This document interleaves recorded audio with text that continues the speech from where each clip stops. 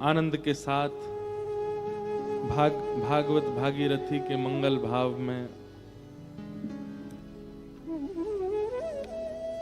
मंगल नंदोत्सव कल ठाकुर जी का कथा में मनाया जा रहा था। वास्तव में किसी स्थान, किसी प्रांगण या किसी व्यक्ति विशेष माहौल में नंदोत्सव नहीं मनाया जाता। नंदोत्सव का दूसरा नाम आनंदोत्सव है और आनंदोत्सव सदा हृदय में ही होता है। आप सब लोग 3 दिन की कथा सुनकर के चौथे दिन तक इतने आनंद में हो जाते हैं कि जैसे ही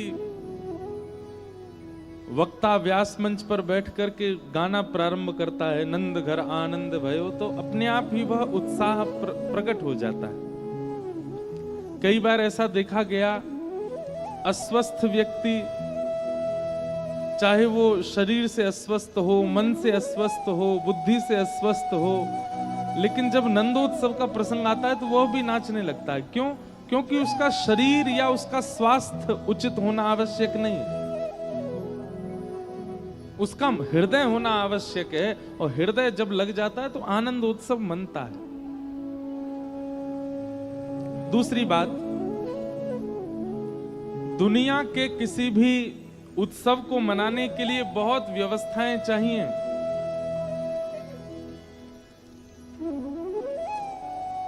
बहुत सावधानी से सुनिएगा।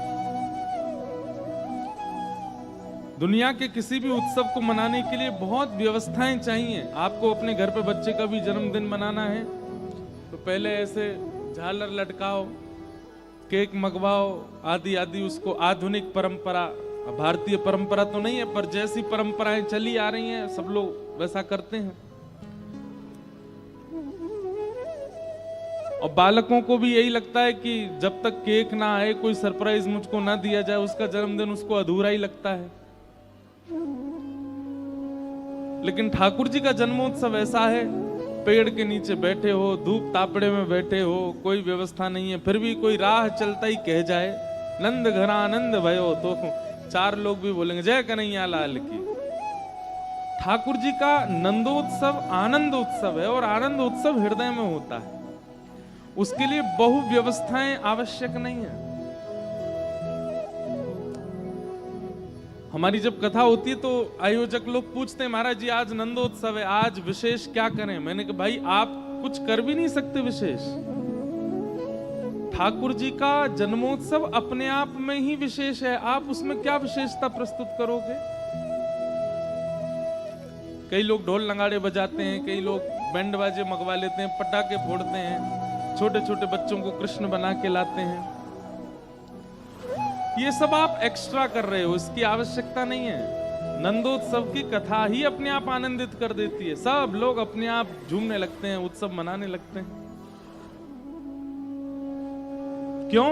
क्योंकि नंदोत्सव शरीर का उत्सव नहीं है, वो हृदय का उत्सव है, वो आनंद का, वो आत्मा का उत्सव है। और जहां हृदय प्रधान होता है, जहां आत्मा प्रधान होता है, वहां शरीर केवल क्रिया मात्र करता है, उसको व्यवस्थाओं की आवश्यकता नहीं होती। शरीर का उत्सव नहीं है नंदोत्सव, आत्मा का उत्सव है। सब ब्रजवासी, सब गोकुल निवासी इतने आनंद में आ गए हैं। जैसे ही सुना है कि नंद बाबा के लाला भयो है, सबका हृदय रूपी मयूर नृत्य करने लगा। संभवतः हमें ऐसा लगता है कि नंद उत्सव के बाद, ठाकुर जी के प्रादुर्भाव के बाद आज तक ऐसा कोई समाचार प्रस्तावित ही नहीं हुआ जिससे सब कोई प्रसन्न ना हुए हो। इतने समाचार इतनी दिन में कुछ ना कुछ होते ही रहते हैं, पर ऐसा कोई समाचार जिससे सब प्रसन्न हुए हो, ऐसा नहीं होता। हाँ, कोई समाचार आज अगर आया उससे ज्यादातर लोग प्रसन्न, पर सब प्रसन्न नहीं है। कई लोग उसमें भी टांग खींचने वाले होते हैं, कई लोग उसमें भी कमियां निकालने वाले होते हैं। सरकार ने फलाना फलाना कोई लागू कर दिया नियम, तो हाँ ये है कि 80% जनता उससे प्रसन्न है, पर 20% होंगे ही होंगे जो उससे अप्रसन्न होंगे। पर ठाकुर जी के जन्मोत्सव की खबर जिस जिस के कान में पड़ी है, कंस को छोड़ करके बाकी सब प्रसन्न है। ठाकुर जी के जन्मोत्सव में कंस को छोड़ करके और कोई ऐसा है ही नहीं जो प्रसन्न नहीं, सबको आनंद हो रहा है। इसीलिए उसको आनंद उत्सव कहा, क्योंकि अप्रसन्न होने वालों की संख्या है ही नहीं। एक व्यक्ति अप्रसन्न है तो उसको कोई परसेंटेज में थोड़ी गिना जाएगा। और कंस की प्रसन्नता अप्रसन्नता से इतनी प्रसन्नताओं पर कोई लाभ भी नहीं होने वाला। लेकिन ठाकुर जी के जन्मोत्सव की चर्चा जिसके कान में पड़ती है वही नाचने लगता है। ऐसी स्थिति भागवत में बताई गई है। कोई बूढ़ा है, कोई बीमार है, कोई लाचार है, कोई निर्धन है, उनको भी पता चलता है कि नंद बाबा के लाला भयो है, वे भी नाचने लग जाते हैं, वे भी आनंद में भर जाते हैं, उनके भी नेत्र सजल हो जाते हैं। कोई व्यक्ति पूछता, भैया तुम्हारे नेत्र सजल हो गए, तुमने नंद बाबा को लाला देखो है?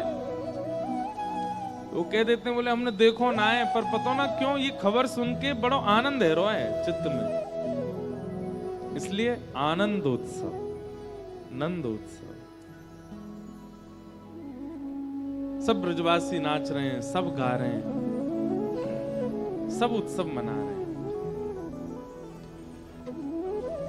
कई सारे नंदोत्सव की बधाइयां गाई जाती हैं।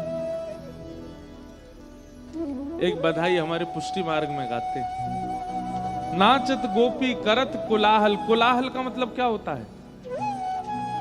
कोलाहल के बहुत अर्थ होते हैं। कोलाहल का मतलब शोर भी होता है, कोलाहल का मतलब विचित्र विचित्र आकृति से नृत्य भी होता है, और कोलाहल का मतलब एक दूसरे को तंग करना भी होता है, छेड़ना वो भी होता है। मतलब जैसे होली आती है तो होली वाले दिन सबको एक ऊधम आ जाता है, क्या सबको छेड़ो, जो बच के भाग रहा हो उसी को गुलाल लगाओ, उसी को पकड़ लो, उसी को गिरा दो, उस पर पानी डाल दो। और उस दिन कोई बुरा नहीं मानता। कोलाहल कब किया जाता है? जब कोई बुरा ना माने। तो ठाकुर जी के नंदोत्सव में भी ऐसा ही हो रहा है। गोकुल में घर घर में दही दूध घी मक्खन इनके भंडार हैं, और गोपियां ले ले करके एक दूसरे पर उड़ा रही हैं, आनंदित करा रही हैं सबको, कोलाहल कर रही हैं, नृत्य कर रही हैं, शोर कर रही हैं, और एक दूसरे को पकड़ के दही में, हल्दी में, चंदन में, केसर की कींच में पकड़ पकड़ करके डाल रही हैं, और सब आनंद मना रहे हैं, सब नाच रहे हैं। अवाद्यंत विचित्राणि वादित्राणि महोत्सवे। एक दूसरे के कंधा पे चढ़ चढ़ करके सब लोग शोर मचा रहे हैं, विचित्र विचित्र वाद्य बजा रहे हैं। और श्री नंद बाबा क्या कर रहे हैं? नंद बाबा इतना लुटा रहे हैं, इतना लुटा रहे हैं कि महाराज कोई गिनती नहीं है उसकी। ये बात तो मैं कथा में कहा करता हूं कि ठाकुर जी जीवन में आ जाएंगे तो एक बात याद रखना, ठाकुर जी अगर जीवन में आ गए, संग्रह करने की जो स्थिति है ना, ये खत्म हो जाएगी। हम ऐसे ऐसे संतों के दर्शन करने जाते हैं, कई बार तो मैं नाम नहीं बताता क्योंकि संकेत भी कर देते हैं तो लोग बाग खोज लेते हैं। और कई हमारे ब्रज के ऋषि संत ऐसे हैं, उनको अच्छा नहीं लगता कि ज्यादा लोग उनके पास आए, ज्यादा ख्याति मिले। एक महापुरुष हैं, उनका मैंने दर्शन किया, वो भी 56 भोग बनाते हैं प्रतिदिन। प्रतिदिन 56 भोग अपने हाथ से बनाते हैं अपने ठाकुर जी की सेवा में, और ठाकुर जी को निवेदित करने के बाद जितना भोग आता है वो सब बंटवा देते हैं उस गांव में जिसमें वो रहते हैं। एक एक वस्तु, और स्वयं क्या पाते हैं पता है? बगल के घर में घिया की सब्जी और सूखी रोटी बनेगी, वो पाते हैं स्वयं। एक बार मैंने कि बाबा आपको कोलेस्ट्रॉल है, आपको शुगर है, कोई दिक्कत है, आप क्यों नहीं पाते? आप इतनी बढ़िया कचौड़ी बनाते हैं, पकौड़ी बनाते हैं, पूड़ी बनाते हैं, सब्जी बनाते हैं, मिष्ठान बनाते हैं, सब बांट देते हैं, स्वयं नहीं पाते। अरे लाला तू ना जाने या जीव या लूली बाई पे भरोसा ना है मुझे। कौन? लूली बाई कौन है? जीव। सबसे खतरनाक हमारे शरीर में बिना हड्डी की लूली बाई। बोले यहाँ पे भरोसा ना है मुझे, काउदना ज्यादा रस की अधीन है गई, सबरो भजन धरो रह जाएगो।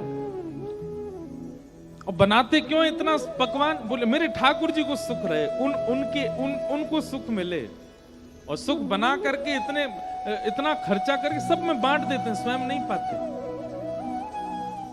और पता है जब वो किसी को देते हैं ना, तो हर किसी को नहीं देते प्रसाद। जैसे आप गए दर्शन करने, तो आपको बुलाएंगे इधर आओ, हाथ आगे करो, थोड़ा सा प्रसाद देंगे। ये भी एक अद्भुत बात है, थोड़ा सा प्रसाद देंगे और प्रसाद देंगे पाओ। जैसे ही आप पाओगे, पाने के बाद अगर आपने ऐसा बोला बाबा अच्छो बनो है, फिर प्रसाद नहीं देंगे, बोले भग जाए आते, अब ना मिलोगे तो। ये भी एक तरीका है उनका।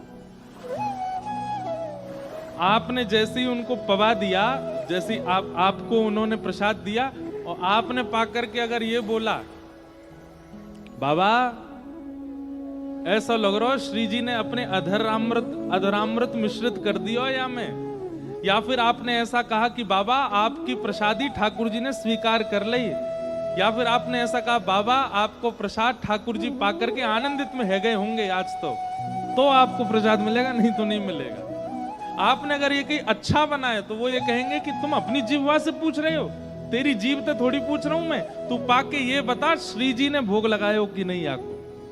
अगर आपने ये बता दी तो आपको प्रसाद मिलेगा। गिने चुने लोग हैं, उन्हीं को ही प्रसाद देते हैं। कोई नया आ जाए तो उसको थोड़ा दे के पूछते हैं पाओ, और पाने के बाद आप जो बोलोगे उस पे निर्धारित होगा कि आपको प्रसाद मिलेगा कि नहीं। ऐसे बाबा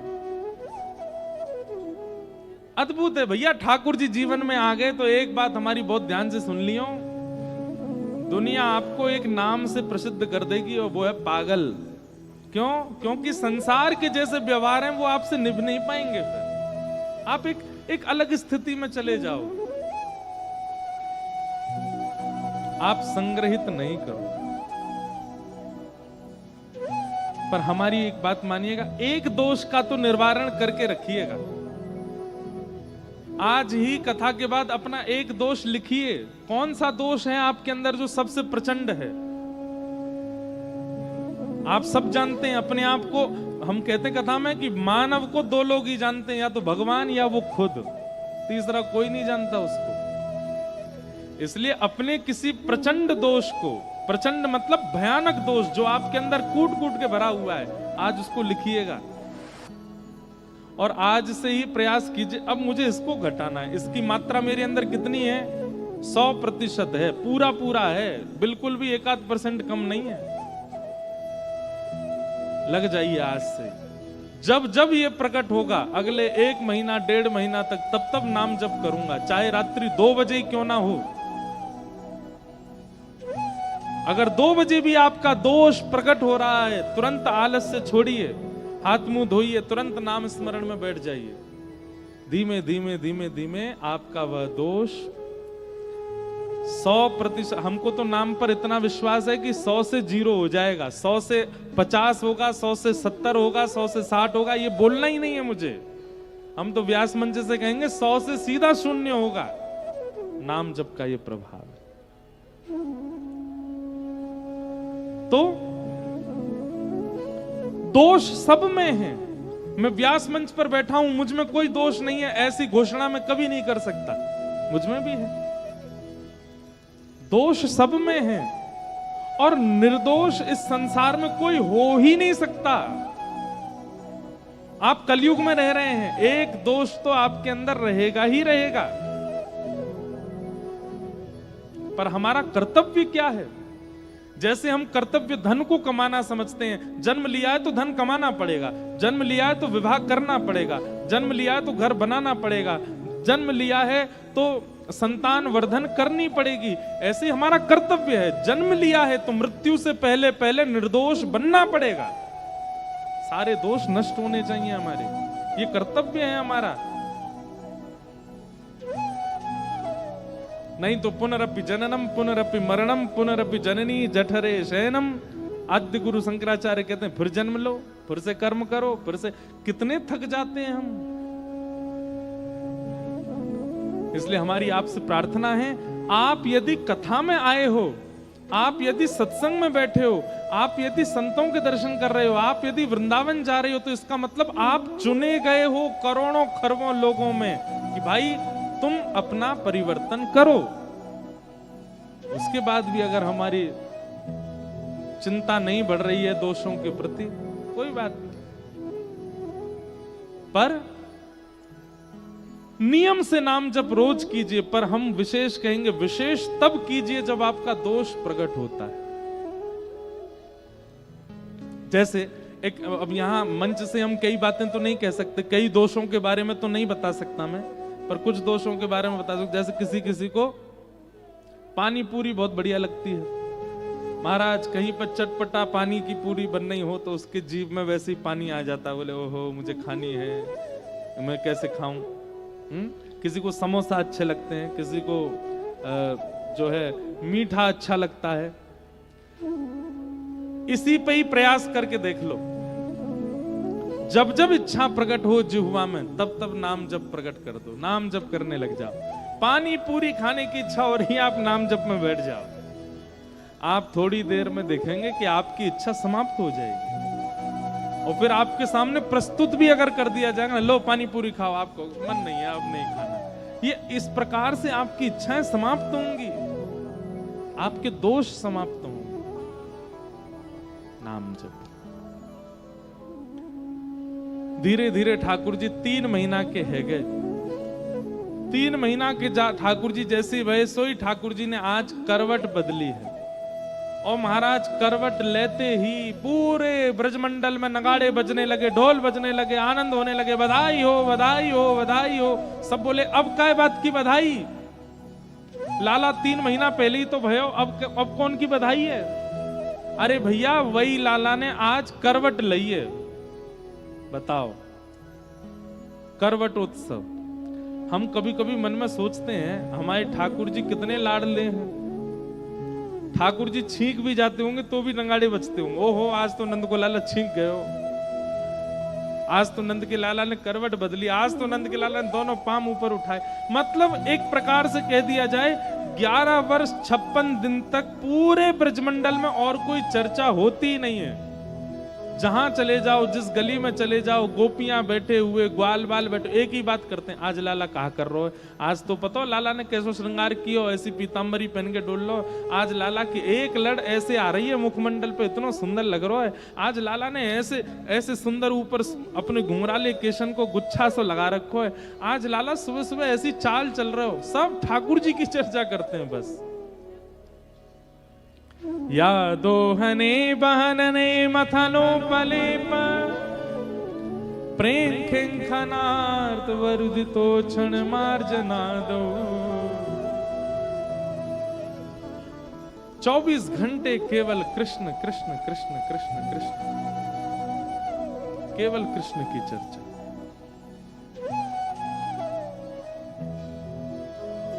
ऐसे ठाकुर जी ने जैसी करवट बदली, पूरा महाराज ब्रजमंडल आनंद मनाने लगो, सब नाचन लगे, गान लगे, बोले आज नंद के लाला ने करवट ली है। अब वो दिन दूर नहीं है।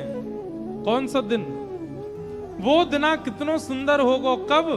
नूपुर बांध दो चरणन में, घुट मन डोले, नूपुर बांध दो चरणन में, घुट मन डोले, पकड़े बाबा की उंगरिया तेरो ललना, पकड़े बाबा की उंगरिया तेरो ललना, जुग जुग जीवेनी यशोदा मैया तेरो ललना, जुग जुग जीवेनी यशोदा मैया तेरो ललना।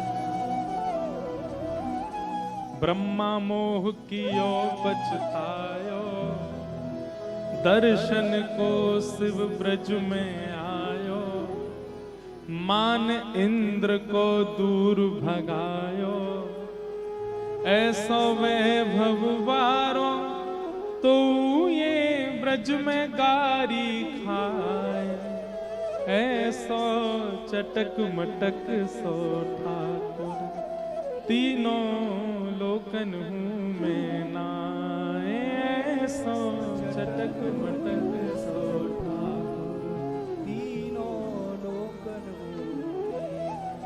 महाराज ऐसे तो हमारे ब्रज के ठाकुर जी हैं। भैरव बाबा के मंदिर में भैरव बाबा के सामने जाके झुनझुना हिलाओ, भैरव बाबा बुरा मान जाएंगे।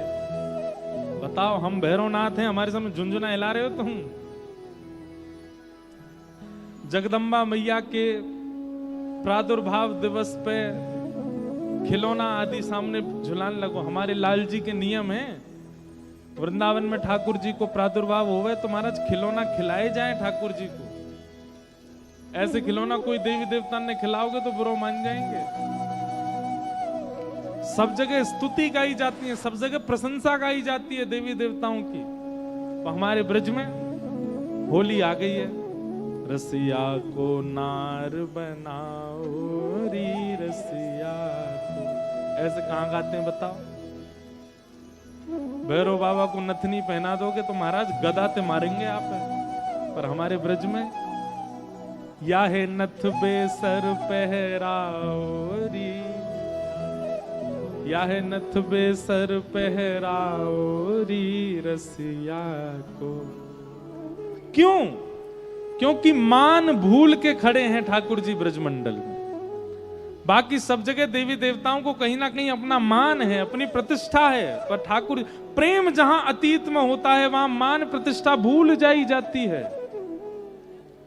कोई कितना भी बड़ा कथा वक्ता बन जाए, कोई कितना भी बड़ा इंजीनियर बन जाए, कोई कितना भी बड़ा साइंटिस्ट बन जाए, पर अपनी मां के पास आता है तो गोद में ही बैठने की इच्छा होती है, उसको गोद में ही लेटने की इच्छा होती। क्यों? क्योंकि मां के सामने प्रेम है, और प्रेम में प्रतिष्ठा नहीं होती, प्रेम में पदवी नहीं होती। लेकिन हमारा प्रेम केवल मां के सन्मुख प्रकट होता है, पर ठाकुर जी तो पूरे ब्रजमंडल के सन्मुख अपना प्रेम प्रकट करते हैं। कहीं भी मान नहीं करते कि मैं परमात्मा। 3 महीना के लाला भय सक्टा सुर मार दियो। 1 साल के ठाकुर जी हुए, गर्गाचार्य जी ने आकर के ठाकुर जी का नामकरण संस्कार किया। अब 1 साल के लाला धीरे धीरे चलन लगे, धीरे धीरे बोलन लगे। यशोदा मैया गोद में लेकर के बोली, लाला बोल मैया। ठाकुर जी नहीं बोले। नंद बाबा अपनी गोद में ले गए, बोले मैया ना बोलेगो, बाबा बोलेगो। लाला बोल बाबा। ठाकुर जी नहीं बोले। दाऊ दादा अपनी गोद में ले गए, बोले लाला बोल भैया दादा। ठाकुर जी नहीं बोले। सब घर के लोग चिंता में, लाला कछु बोले ही ना है। सबन ने देख के हंस तो रे, बोले ही ना है। और जैसे छोटे बालक है ना, अलग अलग आवाज निकालते रहते हैं, ऐसे ठाकुर जी आवाज निकालते हैं लेकिन बोलते नहीं है। इतने में ही एक गैया आ गई ठाकुर जी के आगे, और जैसे ही गैया आई तो दाऊ दादा के मौत निकल गई। मैया देख गैया आ गई। गैया शब्द सुनते ही ठाकुर जी खिलखिल करके हंसे और बोले गैया। और जैसे ही गैया बोले, यशोदा मैया बोली लाला बोल गयो, लाला बोल गयो, लाला गैया बोलो, लाला गैया बोलो। हमारे ब्रज के कई साहित्यकार कहते हैं कि पूरे विश्व के रचयिता ब्रह्मांड नायक श्री कृष्ण ने अपने मुख से सबसे पहला शब्द कौन सा उच्चारण किया? गैया। गैया। और गैया बोलने के बाद मैया बोली लाला लाला फिरते बोलियो गैया। अब ठाकुर जी गैया नहीं बोले, अब बोले मैया। मैया बोल गए। नंद बाबा बोले नहीं मोई भी सुनाइयो लाला कैसे बोलो। तो अब गैया मैया दोनों नहीं बोले, नंद बाबा को देख के बोले बाबा। बलराम जी की गोद में जाके बोले दादा। मतलब गैया बोलने के बाद ठाकुर जी ने सबके नाम बोले। अब महाराज स्थिति ऐसी है गई, नंद भवन के बाहर लाइन लगी है, कतार लगी है लंबी लंबी। क्यों?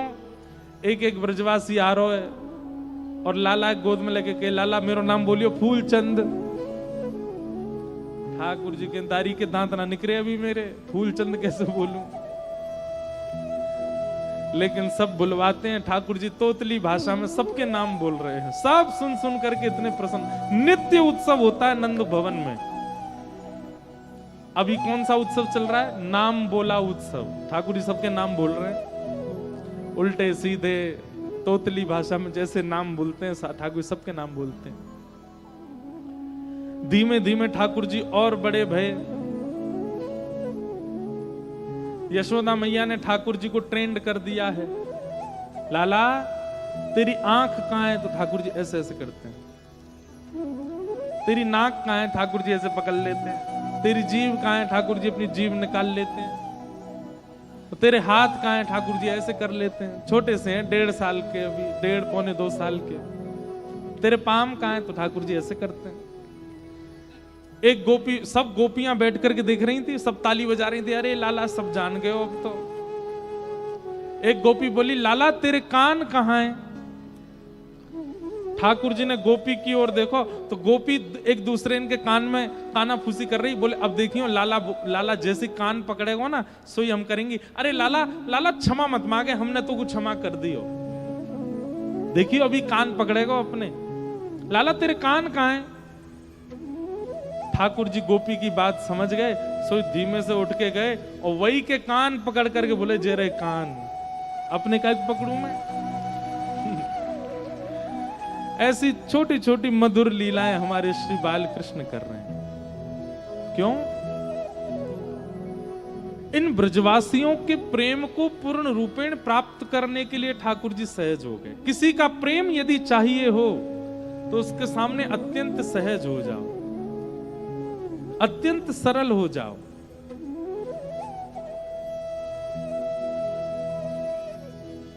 प्रतिष्ठावान बने रहोगे तो सम्मान मिलेगा, प्रेम नहीं। प्रेम चाहिए आपको प्रतिष्ठा से नीचे उतरना पड़ेगा, तभी प्रेम मिलेगा। ठाकुर जी ऐसी लीलाओं से सब ब्रजवासियों के मन को चुरा रहे हैं। अब तो गोपियां कहीं भी जाती हैं, ग्वाला कहीं भी जाते हैं, उनके चित्त में वही छवि घूमती रहती है, आज लाला कहा कर रहे हो सवेरे। ऐसी ठाकुर जी की मधुर लीला। अब ठाकुर जी 3 बरस के है गए और अब ऊधम करने प्रारंभ कर दिए। कैसे कैसे ऊधम करें?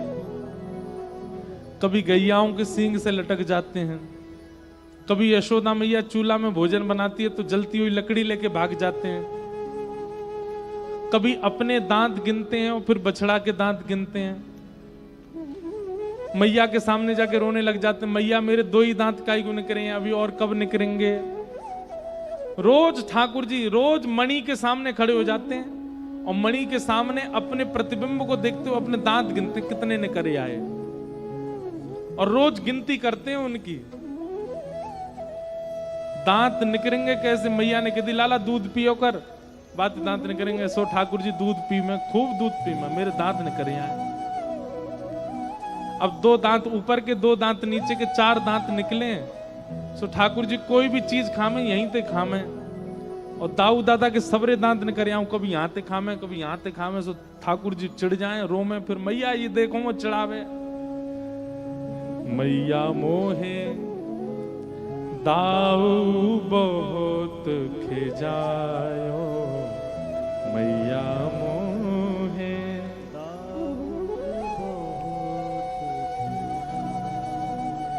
ठाकुर जी कह रहे हैं मैया मोहे दाऊ दादा बहुत चिढ़ावे, तू यार समझा ले। मैया बोली कहा बोले दाऊ? मैया दाऊ दादा मुझे यो कहे कि मैं मोल को लिया हूं, मैं तेरो लाला ना हूं। यशोदा मैया अरे ना लाला ऐसे कह दी मैंने। ठाकुर जी बोले मैया लेकिन एक मेरी बात सुन। बोले कहा कभी कभी मोकू भी शक तो होवे कि कहीं मैं तेरो लाला ना हूं, तू कहीं मोकू मोलते तो ना लेके आई। क्यों लाला? तो ऐसो काई को लगे? बोले दाऊ ने एक बात कही। बोले कहा कही? दाऊ दादा बोले, और बोलते बोलते ठाकुर जी रो रहे हैं, सिसकियां भर रहे हैं। मैया ना लाला बोल, तू कहा बात है? बोले दाऊ दादा कह रो तू भी गोरी, नंद बाबा गोरी, मैं कांते सांवरो है मैया, मोकू तो संदेह होवे कि कहीं तू मोकू आधी रोटी पे तो ना लाई। यशोदा मैया गोद में बोले, अरे मेरो लाला तू ऐसा रोयो मत कर। अरे ना है लाला, ऐसी कोई बात ना है।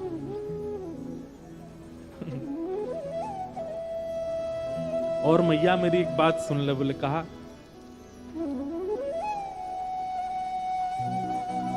एक बात ते मोए और संशय होवे कि मैं तेरो लाला ना हूं। बोले कहा? मैया गलती मैं करूं, पर गलती दाऊ दादाऊ करे। बाप है तू, कभी गुस्सा ना करो। मेरे पीछे तू ऐसे छड़ी लेके भागे मैया, या तो मुझको संशय है जाए कि मैं तेरो लाला ना हूं। तू बाय ना मारे, तू मोये मारती रहे, मुंह पे गुस्सा करे। मैया मोहे दाऊ बहुत खिजायो, मैया मोहे। यशोदा मैया बोली, अरे ना है लाला, तू मेरो ही लाला है, तू मेरो ही सुत है। अरे लाला तू साची बताऊं, तू जब भयो काओ तब तो गोरो ही हतो, फिर मैया में कारो कैसे है गो? अरे तो कु धौरी गैया को दूध दऊं, तो कु गिर गैया को दूध दऊं, सबरी गैया को दूध कोई को ना पीवे, बस सांवरी गैया कोई दूध पीवे, या हमारे तू कारो है गो लाला? अच्छा मैया, बस सांवली भैया गैया के दूध से सांवरो भे हूं मैं। बोलो हम बे, तू मेरो ही लाला है।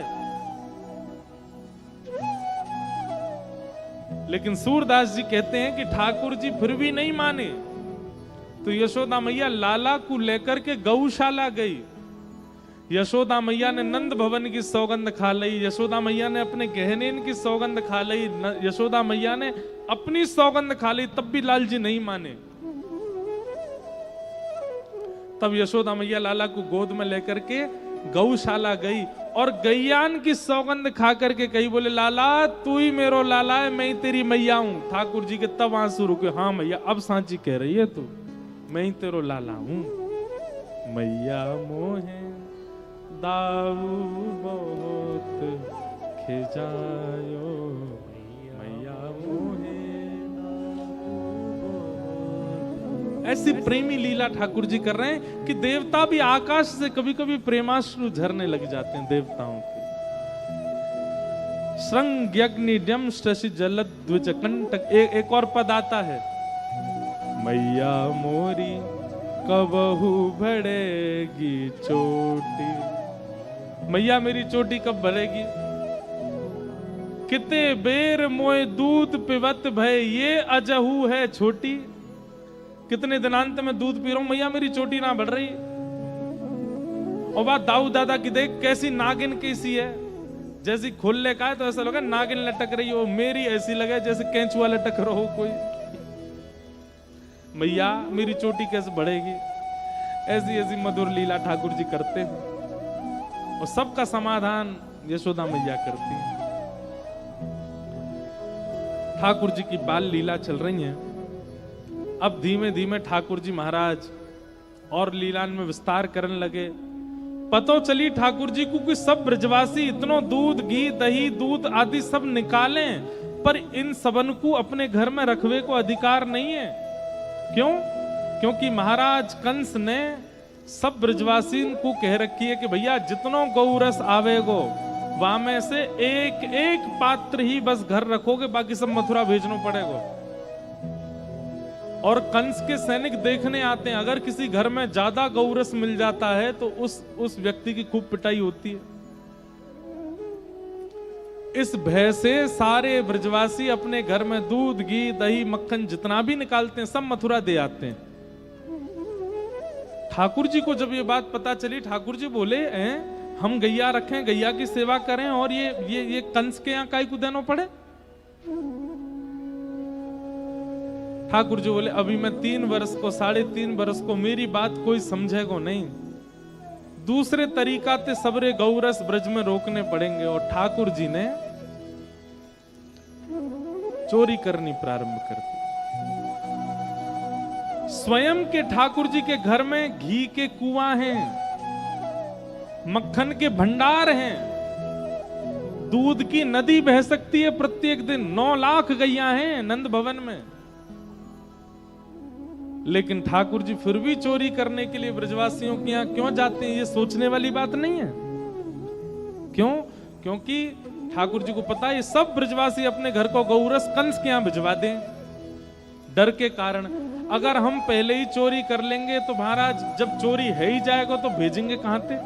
भेजना ही ना पड़ेगा, सब ब्रजवासी में बढ़ जाए करेगा। सो ठाकुर जी ने सब ग्वाल बालन की मंडली बना ली, बाल गोपाल चौर प्रचार प्रसार मंडल। और महाराज सबरी ब्रजवासी सबरे बंदर आदि सबन को लेकर के ठाकुर जी घर घर जामे, चोरी करें, सबरो गौरस आपस में ही बांट के खा जाएं, कंस को भेजवे के काज बचे ही ना। इसलिए ठाकुर जी चोरी करते हैं। हमारे ब्रज में दान लीला आती है, उसका प्रसंग भागवत में नहीं आता, पर दान लीला का मतलब जब ठाकुर जी नेक और बड़े है गए तब ठाकुर जी क्या करने लगे, तो मथुरा जाने वाला जो मार्ग था वहां ठाकुर जी ने नाका बना रखे थे। जैसे टोल गेट होते हैं ना, टोल टैक्स, टोल गेट लेने वाले, ऐसे ठाकुर जी ने नाका बना रखे हैं। और नाकान पे क्या करें, मधुमंगल श्रीदामा खड़े रहते हैं, जितनी गोपियां निकलती हैं सबसे कहते हैं सुनो हमारे साहब बैठे हैं ऊपर, पहले उनको कर दो। कर माने टैक्स। गोपियां कहती काय को कर दें? बोले तुम सबरे पूतनांते बचाए, कालिया नाग ते बचाए, अरिष्टासुर व्योमासुर इतने सारे राक्षसन ते बचाए, वाकई हमारे साहब को कर दो। और जो गोपी कर ना देवे फिर वहां से ठाकुर जी दान लीला करें, कभी कंकड़ी मारें, कभी कछु करें, कभी बड़ी सुंदर है दान लीला। गौ रस कंस के पास ना पहुंचे उसका पूरा प्रावधान ही ठाकुर जी की चोरी है। घर घर से चोरी करके ठाकुर जी पाते हैं। एक दिन ठाकुर जी ने यशोदा मैया की गोद में बैठ के दूध पी रहे, सामने औट रहे दूध ने अपने आप को नष्ट करना प्रारंभ कियो। यशोदा मैया लाला को नीचे छोड़ के दूध संभाल ले गई। ठाकुर जी ने यशोदा मैया की दादी परदादी के समय की मटकी फोड़ दी, आज अपने घर की मटकी फोड़ दी। यशोदा मैया को गुस्सा आई, बोले घर घर से शिकायत आवे लाला की, लेकिन अब जे तो अपने घर में ही तोड़न लगो, फोड़न लगो। आज या लाला को मजो चकाऊंगी। और मैया ने लाला पकड़ करके ऊखल सो बांध दिए। ऊखल से बांध के मैया चली गई। ठाकुर जी ने 2 वृक्षों का स्पर्श किया, दोनों टूट करके गिर गए। नल कुंवर मणिग्रीव प्रकट हुए, दोनों ने भगवान की स्तुति गाई और स्तुति गा करके भगवान ने उनको मुक्त कर दिया। यशोदा मैया को जैसी पता चली कि लाला के ऊपर वृक्ष गिर गए, मैया ने आज नंद बाबा से कही कि अब हम यहां ना रहेंगे, चलो यहां से। और गोकुल छोड़ करके सब वृंदावन चले आए। बोलो वृंदावन धाम की जय। वृंदावन ब्रह्मा जी ने पूरी दुनिया बनाई है।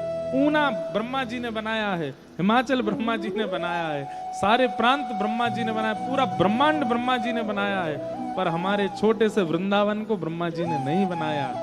श्यामा हृदय कमल सो प्रगटो, और किशोरी जी के हृदय कमल से जो प्रगटा है, श्याम हृदय कुभाए वृंदावन प्यारो वृंदावन श्री वृंदावन में। वृंदावन किशोरी जी के हृदय से प्रकट है, इसलिए ठाकुर जी को प्रिय है वो वृंदावन। ऐसे वृंदावन में ठाकुर जी आ गए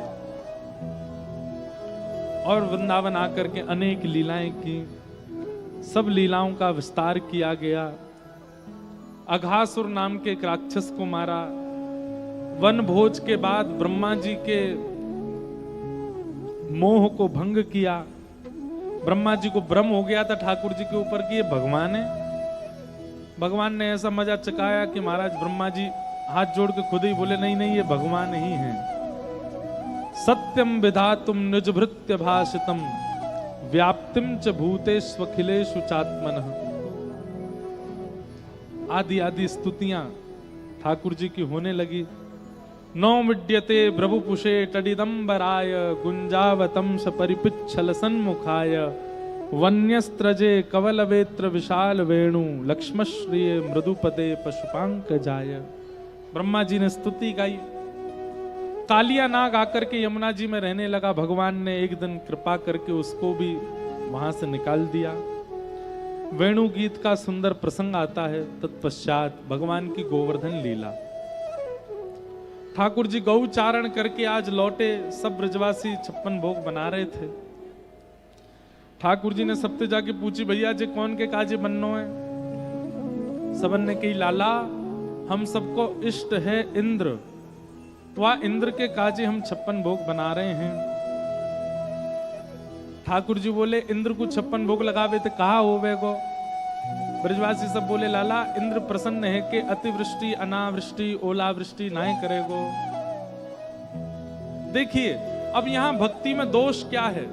आप देवता को एक प्रकार की रिश्वत दे रहे हो 56 भोग बना के। क्या? हे कांगड़ा वाली मैया, हे चिंतपूर्णी मैया, मेरे घर पे ऐसा हो गया तो हम सोने का छत्र चढ़ाएंगे। रिश्वत दे रहे हो आप?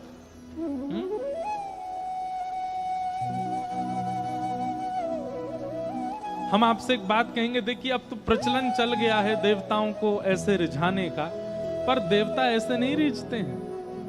अब वो आपसे कंटक उनको छुड़ाना होता, आपसे पीछा छुड़ाना होता, इसलिए आपकी मनोकामना देवता पूरी कर देते हैं। देवताओं को तो शुद्ध हृदय शुद्ध भाव से पुकारो और केवल इतनी प्रार्थना करो, हे माई हे देवता, हमारे लिए जो उचित हो वो हमको प्रदान करो। आपको हमारे लिए जो अच्छा लगता हो, इसमें हमारी भलाई है, वैसी क्रिया हमारे साथ हो, ऐसी प्रार्थना करो। अपने मन से क्यों कह देते हो कि ऐसा ऐसा कर दो? नहीं ना, आप लोग ज्यादा अच्छा जानते हैं क्या? बच्चे जिद करते हैं हमें समोसा खाना है, समोसा खाना है। मां कहती है घर पे बना के खिलाऊंगी, अपने हाथ से अच्छे से बनाऊंगी, अच्छा मैदा प्रयोग करूंगी, अच्छा आलू लाऊंगी, उससे बना के खिलाऊं। लेकिन बच्चा जिद कर रहा बाहर का ही खाना है, खाते फूड पॉइजनिंग हो जाती, बीमार हो जाता है। कभी कभी माँ की मान करके माँ के हाथ का ही बना पालो, उसमें अच्छा स्वाद भी आ जाएगा, स्वस्थ भी रहोगे। ठीक वैसे ही देवी देवता कौन है? ये हमारे माता पिता हैं। अपनी इच्छा प्रकट मत करो उनके आगे, उनकी इच्छा है जो भी आपके इष्ट हैं। कल हम भी अपनी कुल देवी के दर्शन करने गए, प्रणाम करके आए माँ को और यही कह के आए, हे मैया हमारी कुल देवी हो आप, बस कृपा करना, कन्हैयाते ऐसी प्रीति हमारी बनी रहे, कन्हैयाते ऐसो ही हमारो प्रेम बनो रहे। श्याम सुंदर हमसे कभी दूर ना हो, हम श्याम सुंदर ते कभी दूर ना हो। ऐसी कोई क्रिया, ऐसी कोई घटना, ऐसी कोई दक्षिणा, ऐसे कोई रुपया पैसा जीवन में आवे ही ना, ऐसा कोई व्यक्ति जीवन में ना आवे जिसकी वजह से श्याम सुंदर दूर हो जाए। बाकी चाहे जो हो जाए सब मंजूर है, पर वो दूर ना।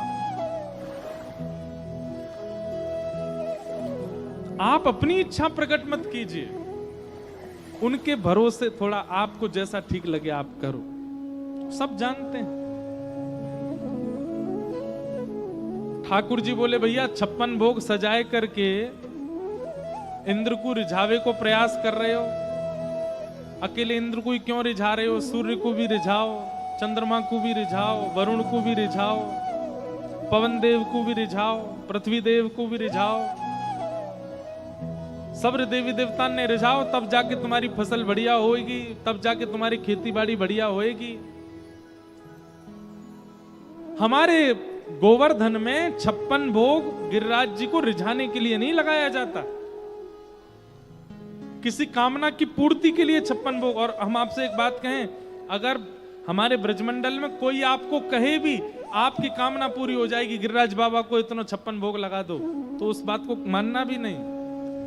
इसलिए आपको नहीं करना है कि आपकी कोई कामना पूरी हो, बस हमारे ठाकुर जी प्रसन्न रहें, रीझे रहें, ये ऐसे मुस्कुराते रहें, इनकी प्रसन्नता के लिए हम करवा रहे हैं, इसलिए होना चाहिए।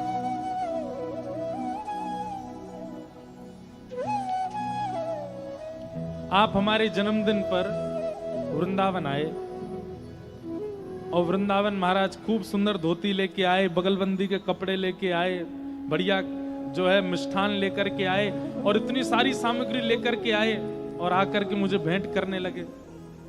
बढ़िया सुंदर बढ़िया वाला पटका दिया, इत्र दिया, सब कुछ जो जो सामग्री सब दी। पर इन सबके देने के पीछे स्वार्थ था। क्या स्वार्थ था? महाराज जी उस डेट में आप वहां कथा कर रहे हो, वहां की कथा हटा के हमारी कर दो, इसीलिए हम ये सब कर रहे थे। ये तो स्वार्थ हो गया। आप स्वार्थ से प्रीति कर रहे हो, हमको कितना कष्ट होगा। आपका जो भी सामग्री देने के पीछे भाव था वो प्रेम नहीं था, वो स्वार्थ था। ऐसे ठाकुर जी के सन्मुख आप कोई वस्तु प्रस्तुत करते हैं और स्वार्थ से करते हैं, कितनी पीड़ा होती होगी उनको। स्वार्थ से, प्रेम से। ठाकुर जी को ये स्वार्थ भाव हटाना था ब्रजवासियों के चित्त से।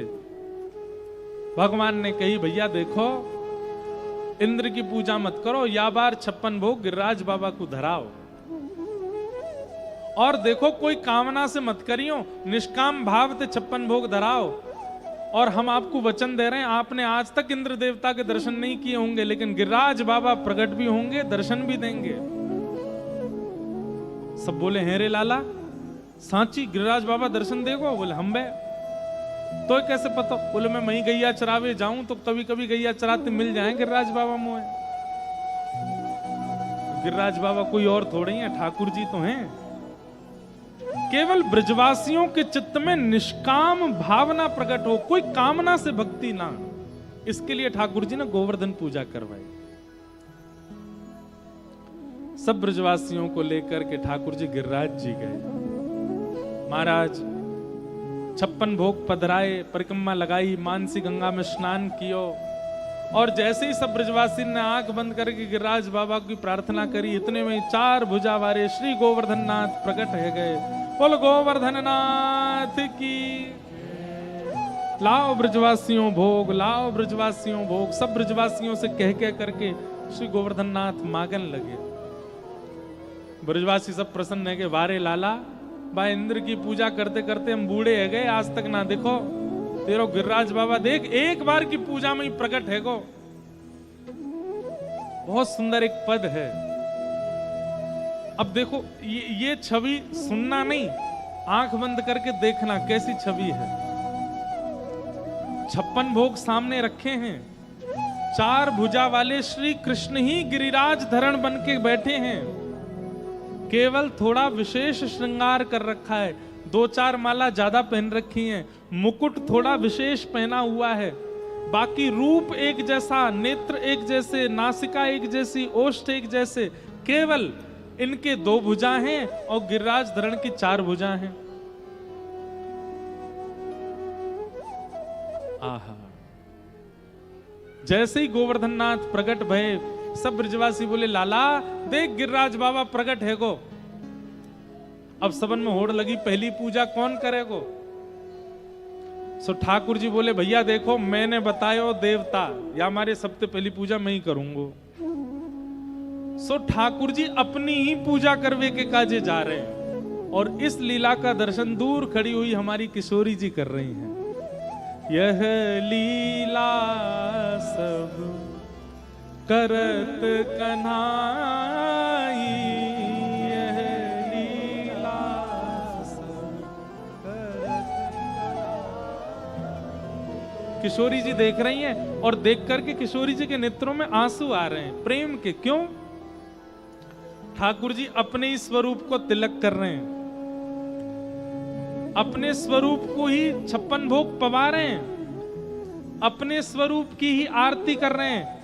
और आनंद तो तब आयो जब आरती करने के बाद अपने स्वरूप की बलैया ले रहे हैं। किशोरी जी को हृदय इतना प्रेम से भर गया, वाह ये लीला तो सब ठाकुर जी की है। देखो अपने रूप को ही खवा रहे हैं, अपने रूप की नजर उतार रहे हैं, अपने रूप की आरती कर रहे हैं। और गिरिराज बाबा के मुंह में जैसे ही ठाकुर जी ने पेड़ा दियो, तो गिरिराज बाबा आधो पाके, जो आधो बचो वो अपनो ही उच्छिष्ट ठाकुर जी को पवा रहे हैं। एक ही रूप हैं दोनों।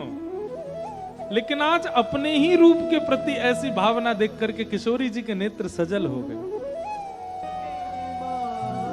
नीचे उतर के ठाकुर जी क्या कह रहे हैं, हाँ भैया सब अपनी अपनी सामग्री लेके जाओ, गिरिराज बाबा को जिमाओ पवाओ। और एक रूप से ऊपर बैठ के खुद ही पा रहे हैं। किशोरी जी इस रूप को देख के दोनों रूप की बलैया ले रही हैं, एक गिरधर स्वरूप और एक पुजारी स्वरूप। पुजारी और अर्च दोनों के रूप में श्री कृष्ण ही हैं। मतलब दुल्हा भी कन्हैया और बराती भी कन्हैया, दोनों रूपन में इतना आनंद कर रहे हैं। और ये छवि केवल किशोरी जी को दिख रही है और किसी को नहीं दिख रही। इस प्रकार श्री गोवर्धन पूजा ठाकुर जी कर रहे हैं और सब ब्रजवासी आनंद से गिरिराज बाबा को पवा रहे हैं। इतने में ही नारद जी ने जाकर के 56 भोग की कछु सामग्री इंद्र को दे दी। इंद्र ने मूसलाधार बारिश करना प्रारंभ कर दिया। महाराज गड़गड़ करके बादल गरजने लगे।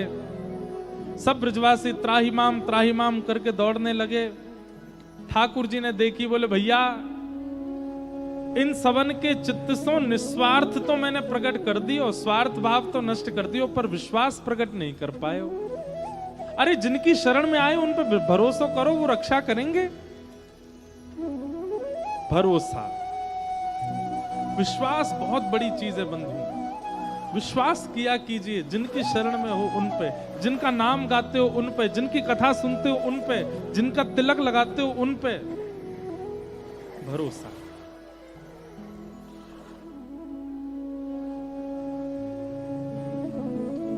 सब ब्रजवासियों के चित्त में विश्वास प्रकट करने के लिए 7 कोस लंबे चौड़े गिरिराज पर्वत को 7 बरस के कन्हैया ने अपने बाम हस्त की इकन्नी उंगली के नख पे धारण कर लियो।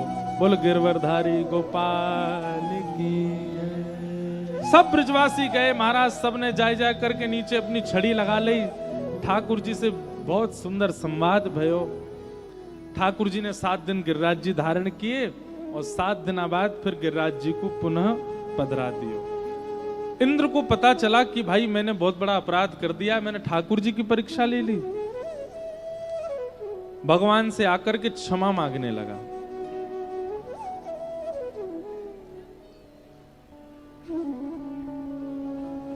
क्षमा मांगते हुए ठाकुर जी से कहने लगा, इंद्र ने आकर के अपने अवगुण को स्वीकार किया और ठाकुर जी के चरणों में प्रणाम करते हुए कह रहे हैं कि आप मेरे पिता हैं, आप मेरे गुरु हैं, आपको दंड देने का अधिकार है। नाथ मैं दंड के लिए तैयार हूं, कृपा करके मुझे दंड दीजिए।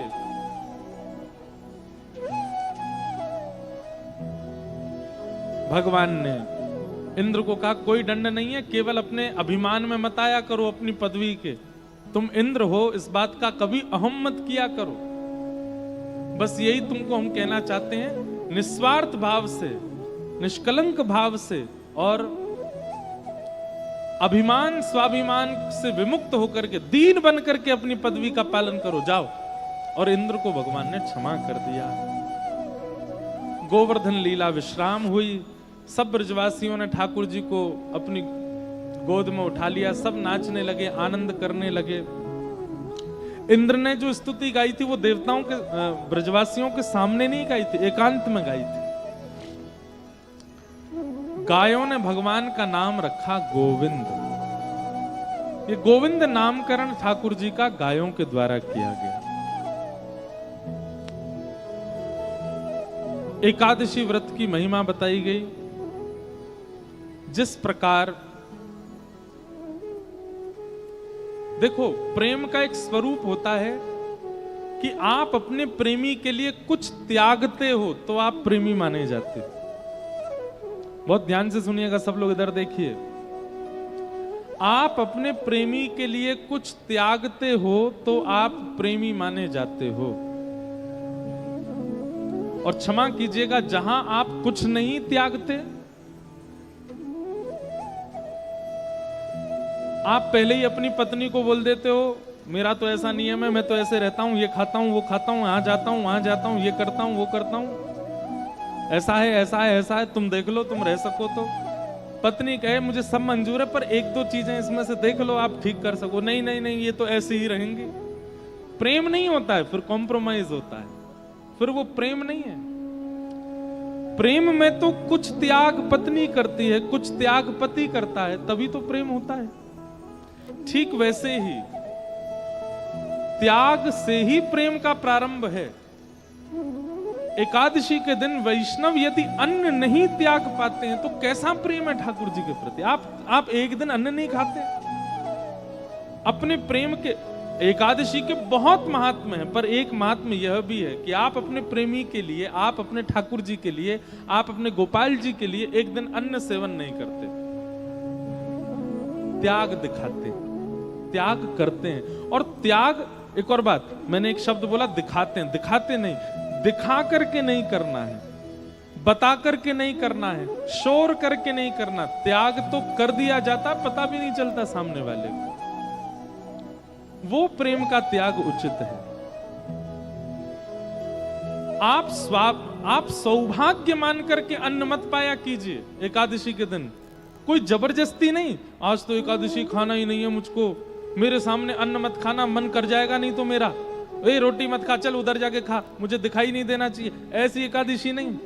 एकादशी सौभाग्य मान करके करो, चाहे 56 भोग कोई आपके सामने खा रहा हो। नहीं, आज तो हम अपने प्रियतम के लिए व्रत किए, आज चाहे बहुव्यंजन सामने आ जाएं, नहीं पाएंगे।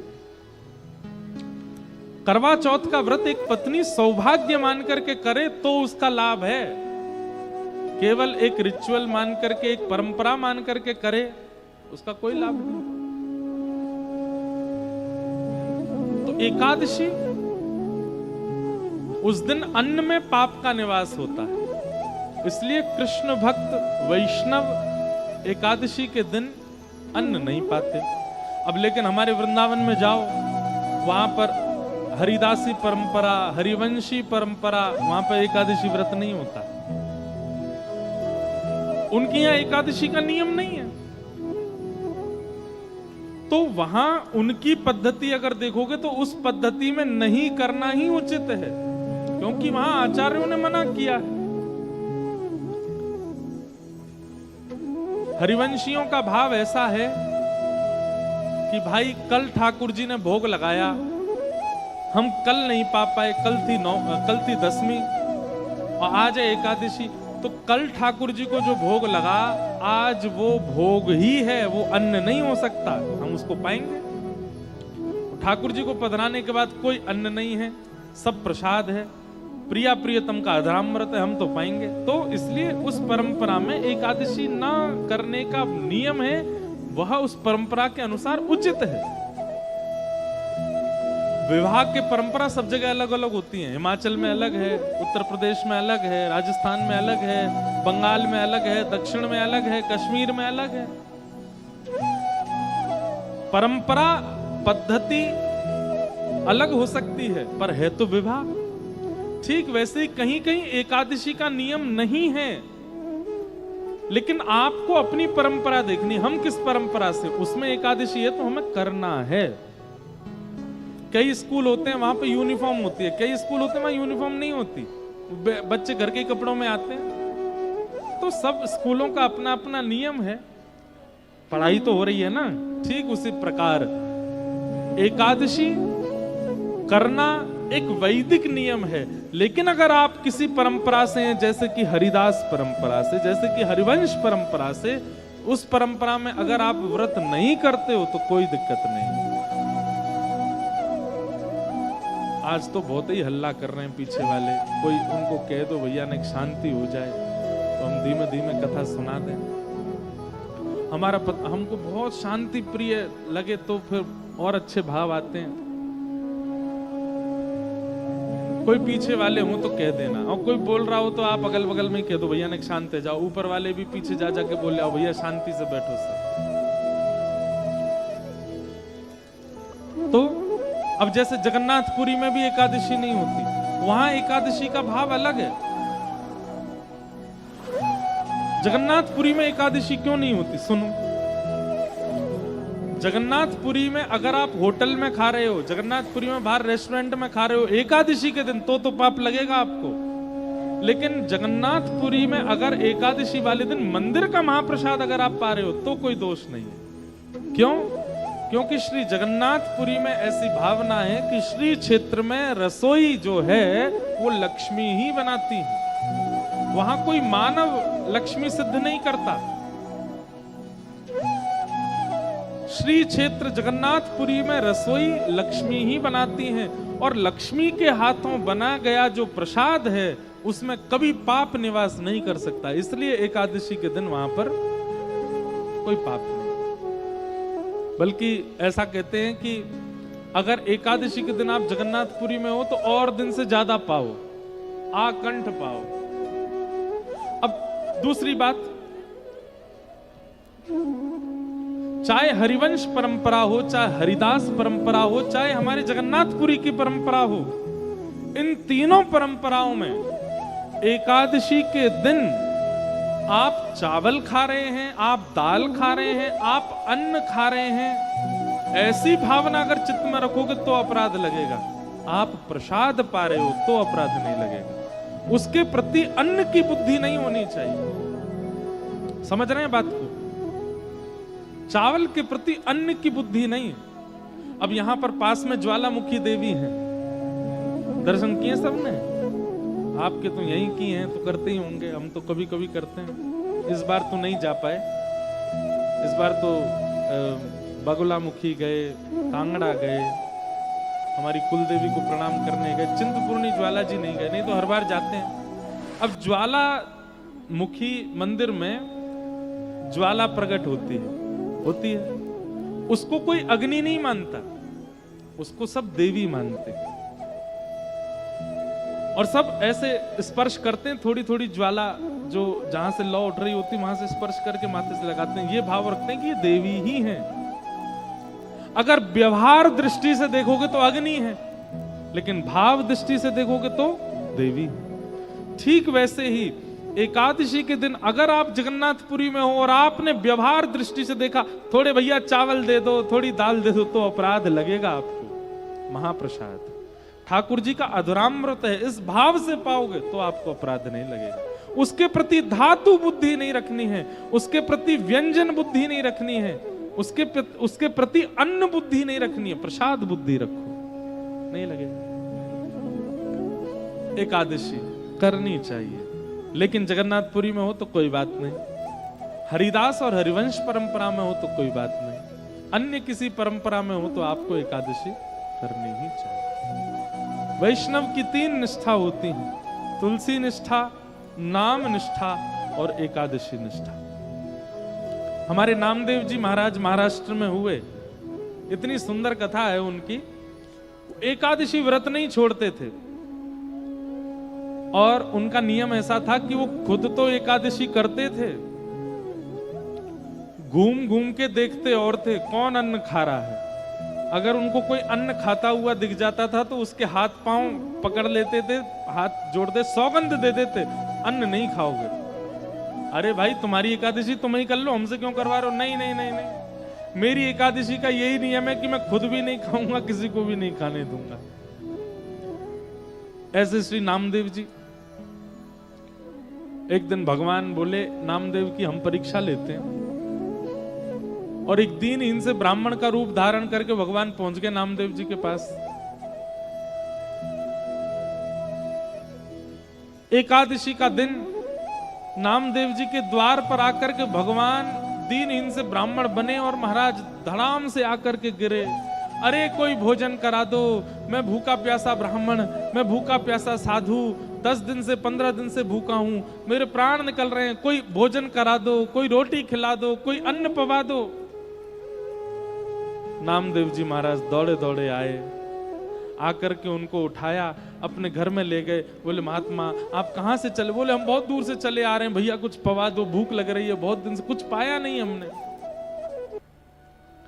पत्नी से बोले जल्दी फल लेकर के आओ, महाराज जी को भूख लगी है। नहीं नहीं फल नहीं खाने बेटा, रोटी दाल चावल सब्जी खवाओ, भूख लगी है बहुत जोर की, हम इतने दिन से भूखे।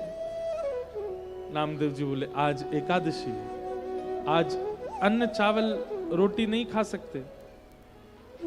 अरे भैया तुम्हारे आगे मेरे प्राण निकल रहे हैं, तुम मुझे क्यों दिला रहे हो याद की आज एकादशी? अरे एकादशी तुम कर लो ना, मुझे तो खिला दो। नहीं नहीं नहीं महाराज, आज एकादशी आप केला खाइए, आप सेब खा लीजिए, दूध पी लीजिए। आज एकादशी है, अन्न नहीं बनेगा हमारे यहाँ।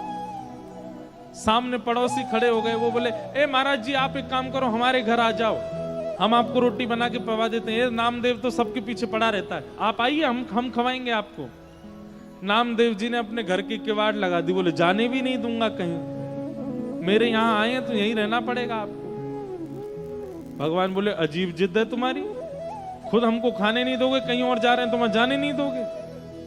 अरे मेरे प्राण निकल जाएंगे। नहीं निकलेंगे ना, आप केला खाइए, सेब खाइए, दूध पीजिए, बढ़िया फलाहार है, सब पा लीजिए। नहीं मुझे अन्न ही खाना। बोल अन्न तो नहीं बनेगा और ना मैं आपको खाने दूंगा। कल द्वादशी इतने समय पर लगेगी, तब आप पा लीजिएगा। ब्राह्मण देवता बोले मेरे प्राण निकल रहे हैं, मैं अभी प्राण त्याग दूंगा। नामदेव जी बोले इससे अच्छा क्या होगा, एकादशी के दिन प्राण निकलेंगे, सीधे वैकुंठ जाओगे। ब्राह्मण बोले बड़े विचित्र आदमी हो यार तुम, हम मर जाएं कोई दिक्कत नहीं। बोले नहीं दिक्कत तो है, लेकिन हम आपके प्राण को बचाने के लिए फल दे रहे हैं ना, आपको पा लीजिए। भगवान पड़े गए चक्कर में। थोड़ी देर तो ठाकुर जी रोए, थोड़ी देर जो बहाना किया, लेकिन थोड़ी देर बाद भगवान ने कहा अब इसकी अग्नि परीक्षा लूं। और चलते चलते ठाकुर जी मूर्छित होकर के गिर गए, और जैसे एक व्यक्ति प्राण त्यागते समय श्वास लेता है वैसे लेने लगे, अब ये खिला देगा। लेकिन नामदेव जी हाथ जोड़ करके नाम संकीर्तन करते रहे। अपनी पत्नी से कहा देवी तुम भी करो। जय हो महाराज।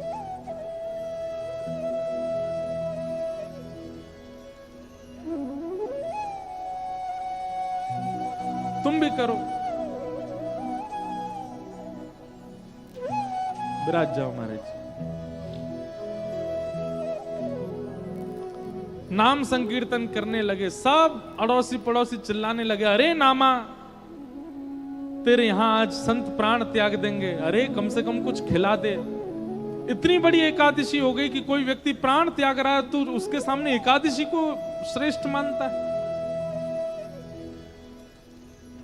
नामदेव जी ने किसी की नहीं सुनी, फल रख दिए, दूध रख दिया आगे, और ठाकुर जी एक ब्राह्मण के रूप में ऐसे गुर गुर आवाज उनके कंठ से आने लगी जैसे प्राण त्याग रहे हैं, और नामदेव जी संकीर्तन करने लगे, और देखते ही देखते प्राण चले गए। जैसे ही प्राण गए नामदेव जी महाराज रोने लगे, और रोते हुए बोले देवी आज हमारी एक निष्ठा की वजह से, हमारे एक नियम की वजह से संत के प्राण गए हैं। अब इनका अग्नि संस्कार हम करेंगे, और अग्नि में हम परिवार सहित सती हो जाएंगे। जैसे एक सती नारी हो जाती है वैसे हम भी पूरा परिवार इनके साथ ही प्रस्थान कर जाएंगे। और चिता जला करके उन ब्राह्मण देवता का शरीर रखा, उसी पर नामदेव जी बैठ गए, पत्नी को भी बैठा लिया, पूरे बच्चों सहित बैठ गए। जैसे ही चिता में अग्नि लगाई, ब्राह्मण के रूप में साक्षात शंख चक्र गदा पद्मधारी श्रीमन नारायण प्रकट हो गए। चिता में से नामदेव जी को खींच करके हृदय से लगा लिया। अरे मेरे नामा, मान गए भैया, तुम्हारी निष्ठा को मान गए हम। जय हो। और श्री नामदेव जी की एकादशी निष्ठा की स्वयं ठाकुर जी ने परीक्षा ली, और धन धन्य कह करके ठाकुर जी प्रस्थान कर गए।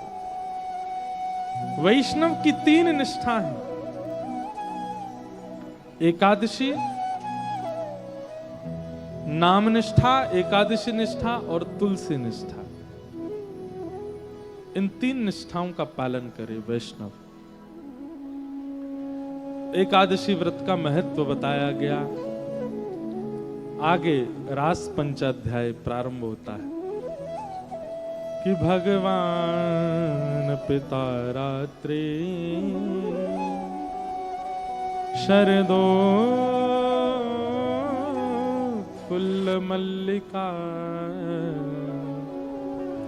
विक्षरन्तुं मनश्चक्रे योग मायामुपाश्रित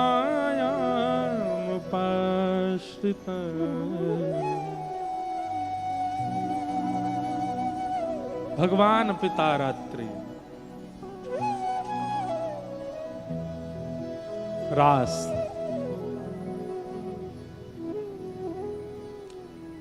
मैं कहा करता हूं रस और रास ये दो शब्द हैं। हमारी भक्ति का प्रारंभ होता है रस से और हमारी भक्ति का गंतव्य होता है रास। सब लोग इधर देखिए, सावधानी से सुनिएगा।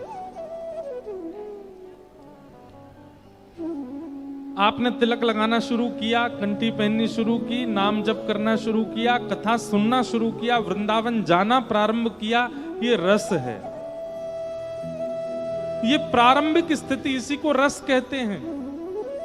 आप नित्य अपने ठाकुर जी की सेवा करते हो, गुरुदेव को प्रणाम करते हो, प्रवचन सुनते हो, तिलक लगाते हो, एकादशी करते हो, नाम जप करते हो, ये सब रस है।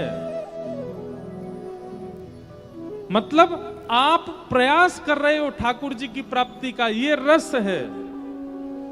लेकिन ठाकुर जी प्रयास करें आपकी प्राप्ति का, वो रास है, वो रास है।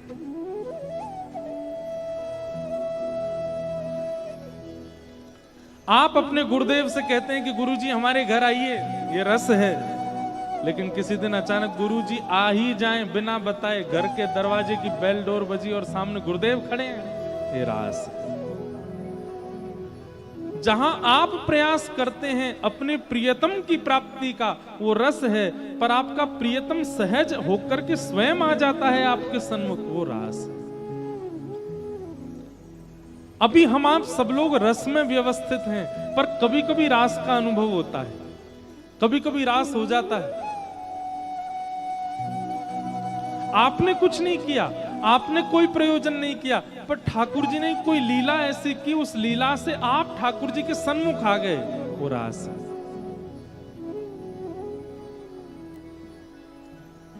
अगर आपको रास का अनुभव नहीं होता है, हमारी बात पता नहीं आप लोग समझें कि नहीं कि रास कहते किसको है। रास का अनुभव अगर आपको नहीं हुआ है तो इसका मतलब आप रस में कोई कमी कर रहे हो।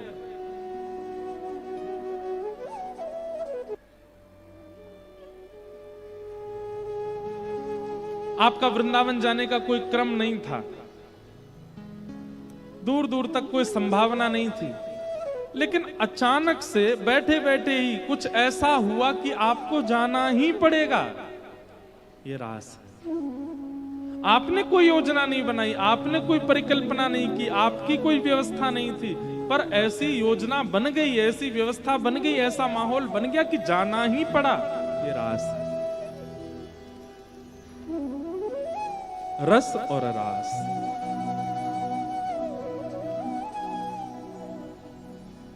ये दो बातें। तो रस से प्रारंभ होता है, रास तक की स्थिति को भक्ति का गंतव्य कहते हैं। तो हम सबसे यही निवेदन करते हैं कि कथा क्यों सुननी है, गुरु आज्ञा का पालन क्यों करना है, भक्ति मार्ग में क्यों आना है, भक्ति पथ पर क्यों चलना है, ताकि एक दिन रास का अनुभव हो। मैं कुछ ना करूं, ठाकुर जी योजना बना दे सारी। मीराबाई के साथ रास हुआ। मीराबाई योजना नहीं बनाती थी, ठाकुर जी ही अपने आप ऊपर से ऊपर योजना। अब देखो, मीराबाई कोई भक्ति के मार्ग में नहीं थी। एक दिन बस एक बारात जा रही थी मेड़ता में, और बारात देख करके छोटी सी मीरा ने अपनी मां से कहा, मां ये कौन है, ये इतने सारे लोग नाच क्यों रहे हैं, और ये पीछे घोड़े पर बैठ करके ये कौन जा रहा है। तब मां ने बताया, बोली ये बारात है, और ये दूल्हा पे जो ये घोड़ी पर जो बैठा है ये दूल्हा है, ये एक कन्या से विवाह करने जा रहा है, और विवाह करके फिर हमेशा के लिए कन्या को अपने घर ले जाएगा। मीरा बोली, विवाह कन्या का होता है। मीरा की मां बोली, हाँ कन्या का होता है, मैं भी तो कन्या हूं, मेरा भी ब्याह होगा। बोला, हाँ तेरा भी ब्याह होगा। अब तो मीरा इतनी सोच में चली गई, मेरा दुल्हा कौन होगा, मेरे दुल्हा कौन है, मेरे लिए बारात लेकर के ऐसे दुल्हा बन करके सेहरा पहन करके घोड़ी पे बैठ के कौन आएगा। मां कहने लगी अभी कोई उम्र है तेरी पूछने की, चल मीरा अपने काम कर। नहीं, अब तो बालक की भांति पीछे पड़ गई, बताओ ना मेरे दुल्हा कौन है, मेरे दुल्हा कौन है, मेरे बींद कौन है, मेरी बारात लेके कौन आएगा, मुझे लेकर के कौन जाएगा, सेहरा पहन के कौन आएगा। उठते बैठते चलते फिरते सोते हर समय मीरा यही पूछती रहती, मेरे दुल्हा कौन है, मेरे दुल्हा कौन है। छोटी सी मीरा, जैसे कभी कभी माता पिता परेशान हो जाते हैं तो बच्चे से कंटक छुड़ाने के लिए कुछ कह देते हैं, ऐसे ही मीरा की मां ने बोल दिया। ये बैठे हैं मुरली हाथ में लेकर के, मोर पिछ लगा करके, तेरे कक्ष में जो बैठे हैं गिरधर, यही है तेरे बींद, यही है तेरे प्रियतम, यही है तेरे दुल्हा, यही लेके आएंगे बारात। ये रास हुआ। मीरा ने कुछ नहीं किया, ठाकुर जी ने ही मीराबाई की मां के मुख से स्वयं उच्चारण करवा दिया कि ये तेरे प्रियतम है।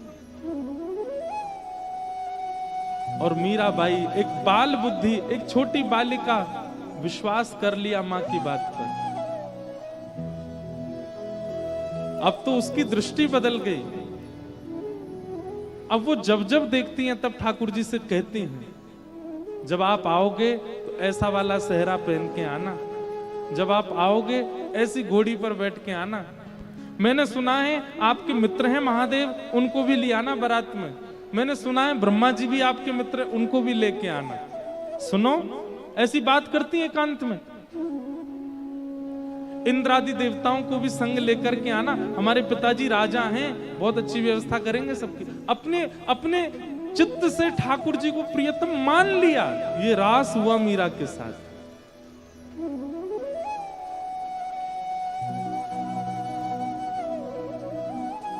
मीरा ने संबंध नहीं बनाया, ठाकुर जी ने बनाया।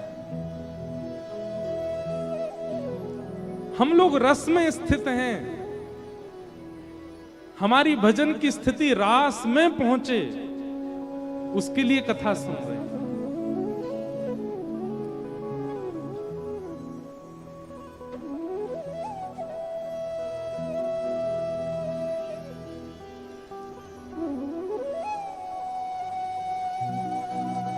कितने भक्तों के साथ रास किया ठाकुर जी ने। रास का मतलब नृत्य नहीं होता।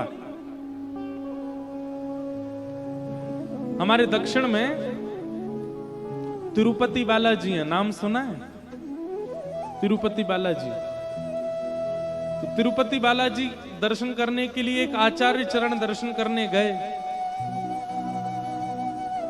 जेठ के महीना में गए, बहुत गर्मी, और गर्मी में भी पहाड़ जो होते हैं वो और ज्यादा तपते हैं। पहाड़ पर हैं तिरुपति बालाजी, नारायण भगवान का मंदिर है।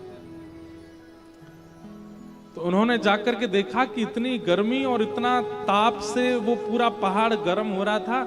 उनके मन में भाव आया कि अगर श्री वेंकटेश भगवान तिरुपति बालाजी के मंदिर के बाहर एक सरोवर हो और उस सरोवर में जल भर दिया जाए तो इतने ताप में श्री ठाकुर जी को सरोवर के जल से थोड़ी थोड़ी शीतलता का अनुभव होता रहेगा। कभी कभी ठाकुर जी नौका विहार करने, जल क्रीड़ा करने बाहर आ जाएंगे। अब आचार्य चरण, उस समय इतने लोग तो थे नहीं, स्वयं गए और जाकर के फावड़ा उठा करके एक स्थान को खोदने लगे। उनके साथ में उनकी पत्नी थी। पत्नी सगर्भा थी, गर्भ में बालक। पत्नी को कहते, देखो देवी, तुम्हारे गर्भ में संतान है, पर हमको ये सेवा ठाकुर जी की करनी है। मिट्टी निकालते और एक परात में भरते, पत्नी के सिर पर रखते, बोले धीरे धीरे जाओ, दूर वहां फेंक करके आना। एक दिन आज हो गया, अब महीना, 2 महीना, साल, जब तक हो, बालक का जन्म भी यहीं हो जाए, ये सेवा करके जानी है ठाकुर जी के लिए, सरोवर बना के जाना है। 1 दिन, 2 दिन, 3 दिन, 4 दिन बीत गए। भीतर बैठे हुए ठाकुर जी को दया आने लगी। किन पर? उनकी पत्नी पर। वो सगर्भा है, गर्भ में बालक है, और ऐसे धीमे धीमे जाती हैं, जाके मिट्टी फेंकती हैं। सो ठाकुर जी एक छोटे से ग्वारिया का रूप धारण करके आ गए और ग्वारिया का रूप धारण करके आए। जैसे ही वो माता जी मिट्टी डालने के लिए आई, ठाकुर जी उनसे बोले, सुनिए, मैं दौड़ने में बहुत निपुण हूं, आपके पतिदेव अगर देख लेंगे कि मैं सेवा करा रहा हूं तो नाराज हो जाएंगे, आप उनको मत बताना, पर आप वहां से मिट्टी लेके थोड़ी आगे आना, वहां से मुझे दे देना, मैं तुरंत डाल के आ जाया करूंगा। बोली ठीक है। इतने सुंदर सुकोमल ठाकुर जी, ऊंची सी धोती, महाराज कमर में फेंटा बांध करके आ गए। अब वो महापुरुष मिट्टी खोदें, एक परात में डालें, पत्नी को दें, पत्नी नेक आगे जाए, सोई ठाकुर जी दौड़ के आमे लाइए और सिर पर धर करके तुरंत दौड़ के जामे डाल करके परात ला के उनको दे दें। अब यहां वो महापुरुष 2-3 परात मिट्टी भरते थे, लेकिन आज एक ही भरने लगे, इतने में तो पत्नी आ गई। उनका, देवी तुम दौड़ के जाती हो क्या? नहीं नहीं, दौड़ के तो नहीं जाती। तो यहीं फेंक देती हो क्या? बोले नहीं नहीं। क्या बात है, सही बताओ, इतनी जल्दी मिट्टी कहां फेंक के आई हो? तब उन्होंने बताया, बोले कि महाराज एक छोटा सा बालक है, वो आता है दौड़ करके मेरे हाथ से परात लेके भाग के फेंक के तुरंत आ जाता है। छोटा बालक? यहां कहां से वन में आया कोई बालक? बोले पता नहीं, 4-5 दिन से वही सेवा करवा रहा है। अच्छा, हमें दिखाना। आप जैसे ही गए और जाकर के परात लेकर के जाने, तुरंत आगे से दौड़ते हुए आते देखा, वो आचार्य चरण इतने ज्ञानी थे, इतने भक्त थे, देखते ही रूप माधुरी देखते ही पहचान गई, ये तो कोई और नहीं, साक्षात ठाकुर जी। आपको पीड़ा ना हो इसलिए आपकी सहायता कर रहे हैं। इसे कहते रास। ये रास है। हमने रस का अनुभव कर लिया, पर हमको रास का अनुभव करना है। ठाकुर जी हमारे साथ भी कोई लीला करें, कुछ अनुभव कराया करें, कुछ अनुभूतियां कराया करें। रास।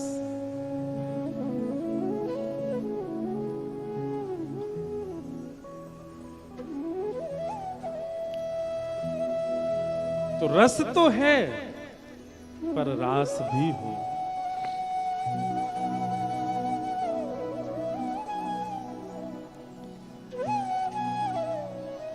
गोपियां सब रास के लिए उत्सुक हैं ठाकुर जी के साथ।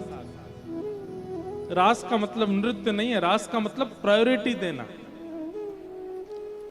अभी हम मंच पे बैठे हैं, आप सब लोग सामने, कई बालक आते हैं, कई माताएं आती हैं, कोई कुछ लिखाने लाते हैं, कोई कुछ देने आते हैं, पर अब हम क्या करें, इकलौते हैं, इतने सारे लोगों के बीच से जाना तो है ही है। कल परसों एक माता जी ने उंगली मोड़ दी इतनी जोर से कि महाराज रात भर दर्द रहा। वो मोड़ी, उन्होंने जानबूझ के नहीं मोड़ी, खींच रही थी लेकिन इतनी खिंच गई। एक बहन जी ने कल धोती खींच ली, बस खुलते खुलते बच्ची। हमें तो कभी कभी अपनी लाज भी बचानी होती है, तो इसलिए आप लोगों का प्रणाम करना, आपका आना, आप लोग इतने प्रेम से देखते हैं, हमको अच्छा तो लगता है, पर हमको यूं लगती है कैसे निकले। तो ये अभी रस है, अभी हम रास वाली स्थिति में आ नहीं पा रहे। रास का मतलब क्या है? हम एक एक व्यक्ति से मिल लें, उसके हृदय के भाव सुन लें, उसके बातें सुन लें, उससे वो स्थिति बने, उसको रास कहते हैं। एक एक व्यक्ति को जब प्रायोरिटी दी जाती है उसको रास कहा जाता है। हम ठाकुर जी से रास की इच्छा कर रहे हैं, रस तो ठाकुर जी दे रहे हो, अब रास दो। और वही रास की कथा है। भगवान ने अनेक वर्षों की तपस्या के बाद दंडकारण्य वन के जो संत हैं वे ही गोपी बन करके आए, और उनकी तपस्या के फल के रूप में आज ठाकुर जी उनके साथ रास विहार करने वाले। ये ब्रज की गोपियां कोई सामान्य स्त्रियां नहीं है, ये दंडकारण्य वन के संत हैं। कब से तपस्या कर रहे हैं ठाकुर जी को प्राप्त करने के लिए, आज जाकर के इनका तप पूर्ण हो रहा है।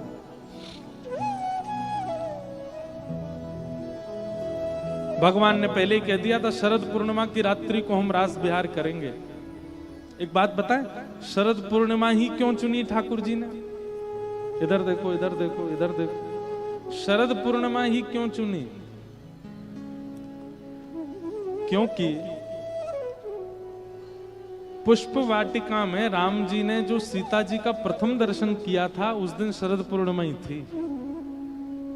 और प्रथम दर्शन श्री जानकी जी का जिस दिन हुआ उसी दिवस को कृष्णावतार में पुनः याद करने के लिए, उसी दिवस को पुनः स्मरण करने के लिए, उस दिवस को पूरे संसार को प्रेम दिवस के रूप में प्रदान करने के लिए ठाकुर जी ने रास विहार किया।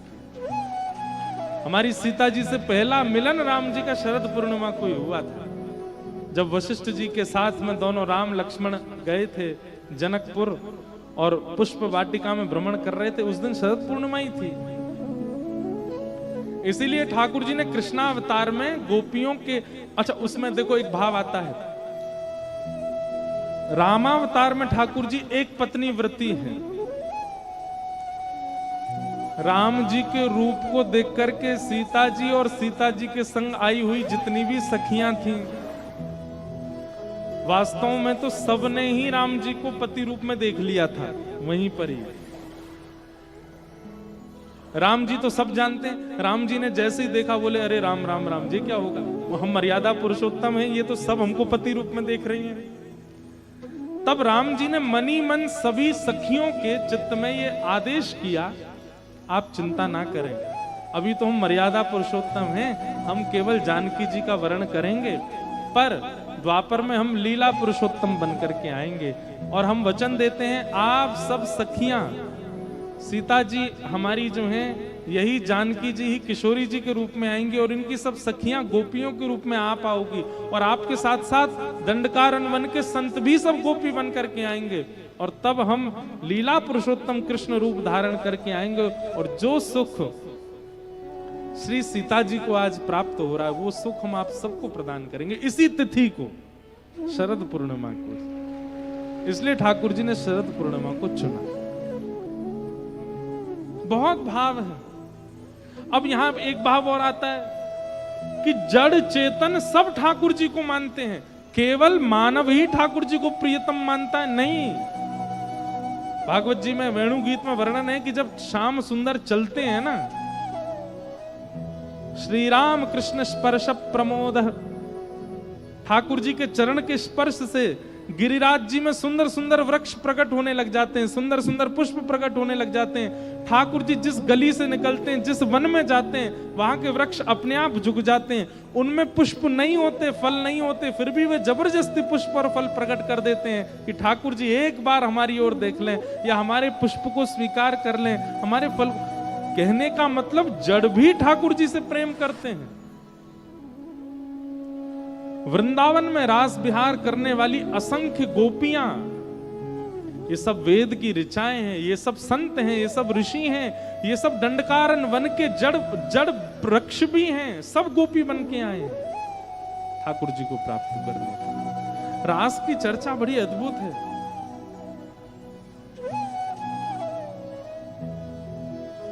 भगवान ने सब गोपियों को आश्वासन दिया कि हम शरद पूर्णिमा को रास करेंगे।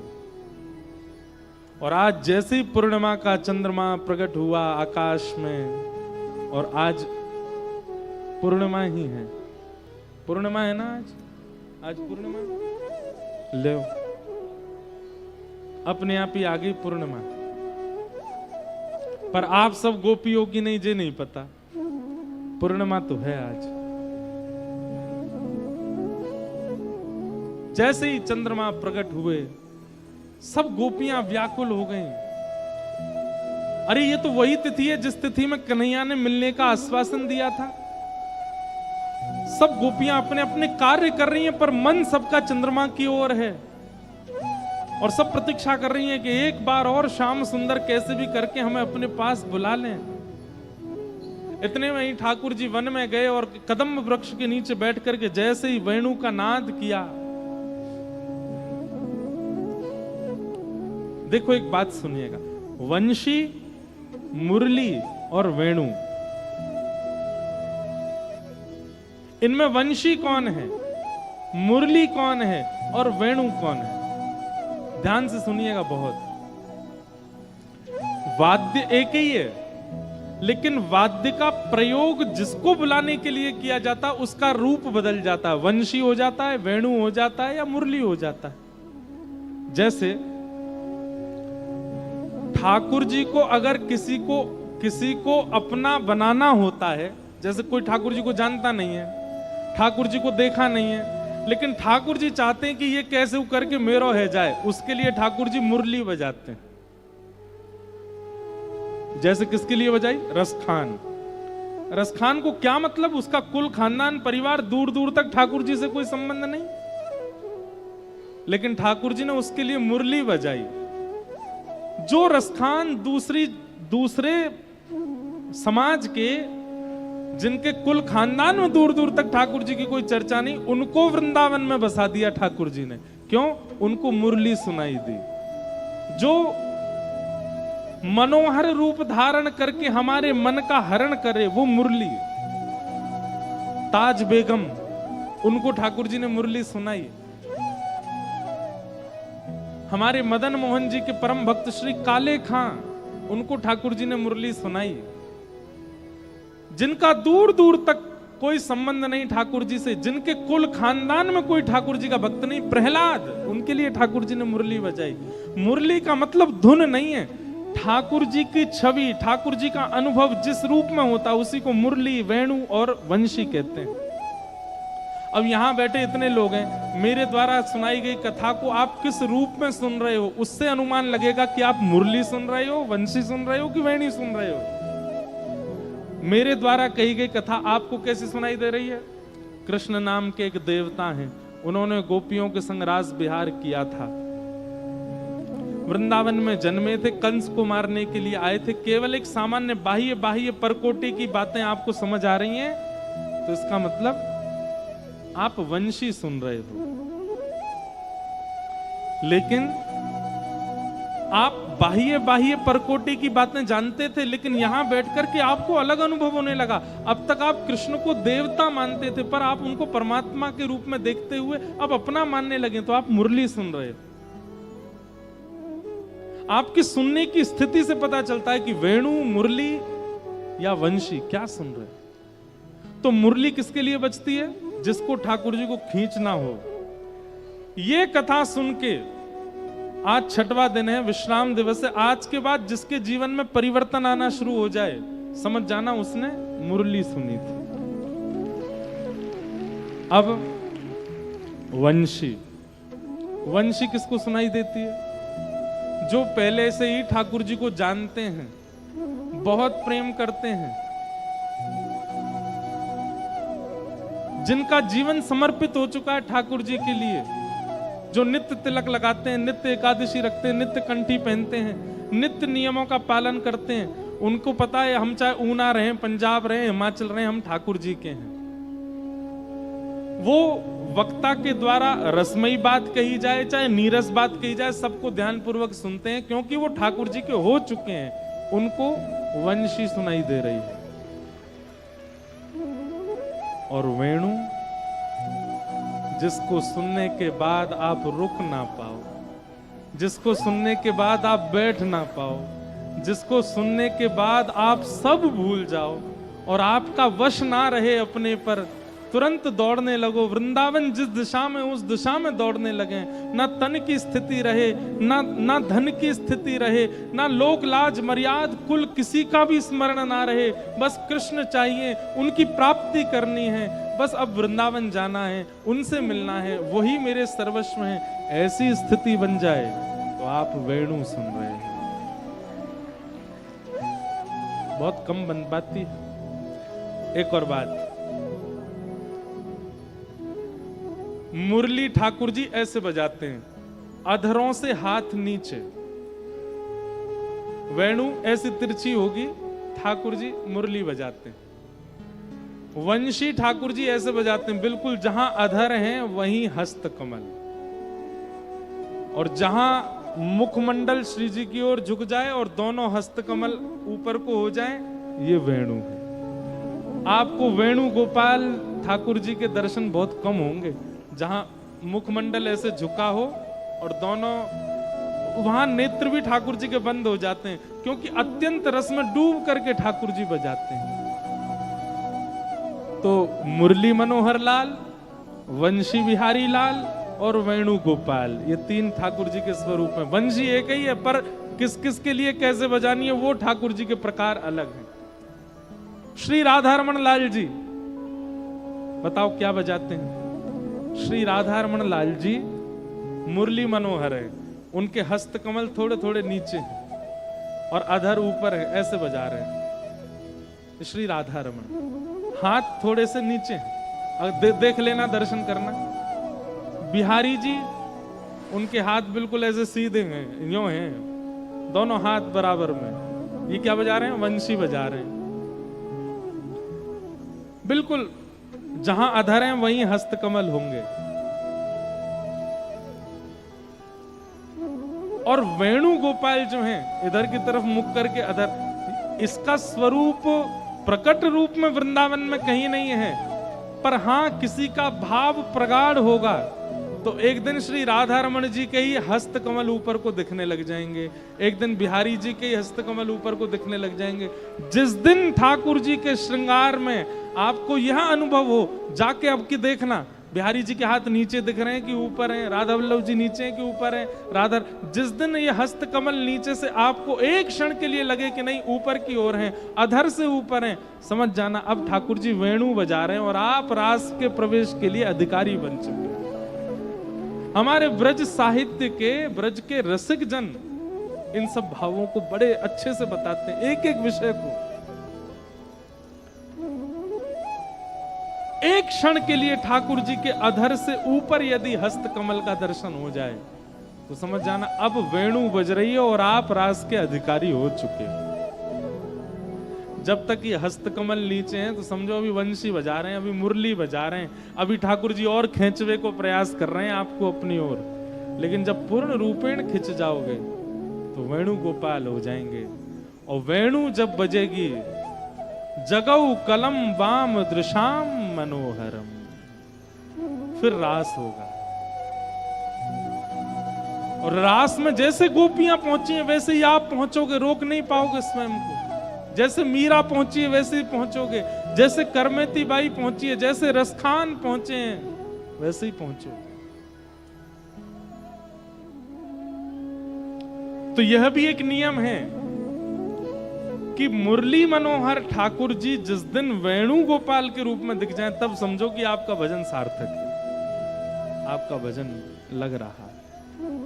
लेकिन अगर वेणु गोपाल दिख जाएं तो ढिंडोरा मत पीटना। आजकल भक्तों में एक बहुत बड़ी कमी है, तुरंत गा देते हैं सब जगह। कुछ नहीं तो ऊना से 15-20 लोगों को लेके गए और बिहारी जी में जाके पहले से डिसाइड करके देखेंगे हाथ ऊपर है कि नीचे, महाराज जी बोल रहे थे। और कई लोग उनमें से ऐसे, कहां दिखे? हमें तो नीचे ही दिखे। एक बोला नहीं मेरे तो बिल्कुल ऊपर थे, यहां थे। मैं वेणु सुन ली मैंने, अब तो मैं रास में जाऊंगी सीधी।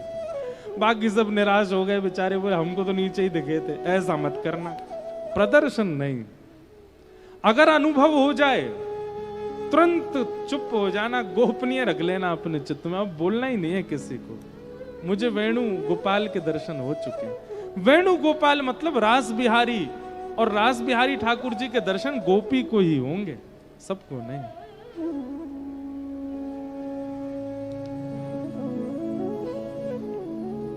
गोपियां सब दौड़ी, वेणु सुनते ही रोक नहीं पाई स्वयं को, दौड़ने लगी। जैसे ही पहुंची भगवान ने सबका स्वागत किया, पतिव्रता नारी के धर्म समझाने लगे, सबको वापस भेजने के लिए भगवान कई उपाय बताने लगे कि ये सब सुन सुना के थोड़ी डर जाएं, वापस चली जाएं। पर गोपियां डरने वालों में से नहीं थी। ठाकुर जी डरा रहे थे, वो तुम्हारा पतिव्रता धर्म टूट गया। अरे राम राम राम राम, अपने सास ससुर पति सबको छोड़ के आ गए। एक छोटे से बालक को मिलने के लिए आई हो, कितना जघन्य पाप कर रही हो। ठाकुर जी ने खूब भयभीत कराया पर गोपियां नहीं डरी। 10 श्लोक भगवान ने कहे तब गोपियां प्रणय गीत गाती। मैवं भिवोर्हति भवान गदितुम नृशंसम्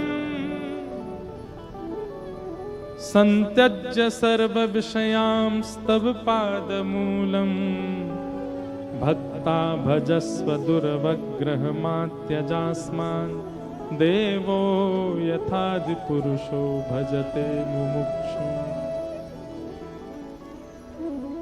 हे नाथ, बहुत सुंदर है प्रणय गीत। कभी वृंदावन में, और वैसे तो अब समय नहीं मिल पाता है, लेकिन कभी अकिंचन सत्र एक करेंगे और उसमें वेणु गीत, ये प्रणय गीत, बहुत अंतरंग चर्चा है, सबके समझ में आने वाली बातें नहीं है। गोपियां कहती हैं, बोले नाथ आपने बहुत सुंदर प्रवचन किया स्त्री धर्म का, पर आपके द्वारा स्त्री धर्म का प्रवचन सुनकर के हमको ऐसा लगा कि कहीं आपको ऐसा लगता है कि हम स्त्री धर्म जानती नहीं है। बताई तो उसको जाती है बात जो ना जानता हो। कहीं आप ऐसा तो नहीं सोच रहे कि कहीं हम पतिव्रता नारी नहीं है, हम अपने पतियों को छोड़ के पर पुरुष के पास चली आई हैं, तो कहीं आप हमको व्यभिचारिणी तो नहीं समझ रहे हो? ठाकुर जी से कह रही हैं गोपियां, नाथ हमारी बात सुनिएगा, हमारा प्रेम कैसा है ये अभी आप जाने ही नहीं हो, ये अभी आप समझे ही नहीं हो। हमारा प्रेम ऐसा है, हम आपसे मिलना नहीं चाहती, हम आपको देखना नहीं चाहती, आपका स्पर्श नहीं चाहती, आपसे बातें नहीं चाहती, आपसे कुछ भी नहीं चाहती हैं। हमारी प्रेम में कोई चाह नहीं है। संसार के प्रेम में मिलन की चाह होती है, सुनने की चाह होती है, देखने की चाह होती है, बहुत कुछ की चाह होती है। हमारा बिल्कुल प्रेम ऐसा नहीं है। हमारी केवल एक चाह है, क्या? एक बार आप केवल अपने मुख से कह दो कि हमको आपने स्वीकार कर लिया, उसके बाद जीवन भर हमारी तरफ देखना भी मत, हम ऐसे ही जी लेंगे। ऐसा हमारा प्रेम। हम बस चाहती हैं सुनना कि आपने हमको स्वीकार कर लिया है, आप हमें अपना चुके हो, आप हमारे प्रेम को स्वीकार कर चुके हो। बस ये कह दीजिए, और ये कहने के बाद आप जीवन भर के लिए हमें अकेला छोड़ दीजिए। श्री चैतन्य महाप्रभु का एक ग्रंथ का एक बहुत सुंदर श्लोक है, मुझे याद नहीं है, उसमें गोपियां कहती हैं, फिर चाहे हमें कभी मत देखना, चाहे हमारी दी हुई वस्तुओं को भी आप स्वीकार मत करना, चाहे कभी हमारी प्रशंसा मत करना, हमें सब स्वीकार है, क्योंकि हमारा प्रेम इन सब भावों में व्यवस्थित है ही नहीं। हमारा तो प्रेम केवल इतना है, ये सुनने आई है आपसे कि आपने हमको स्वीकार कर लिया, बता दीजिए, हम चली जाएंगी लौट करके, फिर कभी नहीं आएंगे। उसी भाव में हम, ये सुनने में जितना आसान लग रहा है ना, उतना ही कठिन है। हमारे अंदर प्रेम प्रकट ही इसी भाव से होता है कि प्राप्त करना है, लेकिन गोपियों के चित्त का प्रेम इस भाव से प्रकट है कि भले ही प्राप्त ना हो, बस एक बार स्वीकारी। और कहां तक है, अंत में तो गोपियां ये भी कहती हैं, स्वीकार भी मत करो, छोड़ के चले जाओ, पर हमारा प्रेम तो सदा ऐसे ही रहेगा आपके प्रति। एक विलग चर्चा है, ये ऐसा प्रेम संसार में नहीं देख सकते आप कभी भी। गोपियों के उस प्रेम भाव को सुनकर के ठाकुर जी अत्यंत प्रसन्न हो गए, और भगवान बोले, अरे अरे अरे, हम तो आपकी परीक्षा ले रहे थे, चलो अब रास विहार करते हैं। भगवान ने रास विहार करना प्रारंभ किया। एक एक गोपी के पास अकेले श्याम सुंदर भ्रमण कर रहे हैं, पर गोपियों के चित्त में मान आ गया। आप लोग हमसे पूछेंगे, महाराज जी कहां इतना निस्वार्थ प्रेम प्रकट करने वाली गोपियां, और अचानक से कथा बदल जाती है कि गोपियों के चित्त में मान आ गया। हमें तो लगा था कि ये गोपियां मान रहित होंगी, इनके चित्त में कोई दोष नहीं होगा, तभी ठाकुर जी इनको स्वीकार कर रहे हैं। ठाकुर जी ने स्वीकार कर लिया, उसके बाद मान आ गया, ये किस बात का प्रमाण है? गोपियों के चित्त में मान शिक्षात्मक रूप से आया। ध्यान से सुनिएगा सब लोग। कई बार छोटा बच्चा होता है ना, उसको माँ बोलती है उधर नहीं जाओ, उधर नहीं जाओ, वो बालक नहीं मानता, तो माँ क्या करती है, उस बालक को दिखाते हुए खुद जाती है, और खुद जाकर के वहां किसी वस्तु को छू के फिर ऐसे करती है, हो लग गई लग गई लग गई लग गई, तो फिर बालक डर जाता है, बोलो यहाँ मुझे नहीं जाना, माँ को यहाँ पीड़ा हुई है। ठीक वैसे इसको कहते हैं शिक्षात्मक लीला।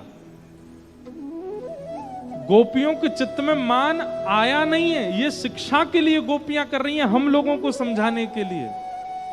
क्या कि भाई ठाकुर जी अगर आ गए और आप बिना गुरु कृपा, बिना गुरु आज्ञा माने अगर ठाकुर जी को प्राप्त कर लोगे तो आपके चित्त में मान आ जाएगा कि मैंने ठाकुर जी को प्राप्त कर लिया। इसलिए गुरु आज्ञा, गुरु शिक्षा, गुरु निर्देशों का पालन करते ही जाइएगा ठाकुर जी के पास। गोपियां बोली हम बिना गुरु आज्ञा, बिना गुरु निर्देश, बिना गुरु इच्छा के हम चली आई हैं, इसलिए हमें मान आया। ये गोपियों को नहीं आया है, हमको शिक्षा देने के लिए आया है। आप मत जाना। अब यहां गुरु दीक्षा लेने की भी बात कह दूं तो कोई अतिशयोक्ति नहीं, पर गुरु दीक्षा से ज्यादा गुरु दिशा, गुरु आज्ञा मान के, गुरु दिशा लेकर, गुरु की कृपा मान करके तब ठाकुर जी के सानिध्य में जाओगे तो मान नहीं आएगा। नहीं तो आजकल सोशल मीडिया पे लोग अपने घर के ठाकुर जी के मुंह में चम्मच लगा देते हैं दूध की और वीडियो बना, देखो हमारे ठाकुर जी गोपाल जी दूध पी गए, दूध पी गए। मान आ जाता है। हमारे ठाकुर जी तो ऐसे दूध पी लेते हैं। ये मान क्यों आता है भक्ति में? बिना गुरु निर्देशन, बिना गुरु शिक्षा के अगर जाओगे तो मान आएगा। ये गोपियां शिक्षा दे रही हैं हमको। ठाकुर जी जैसे अंतर ध्यान हुए, मान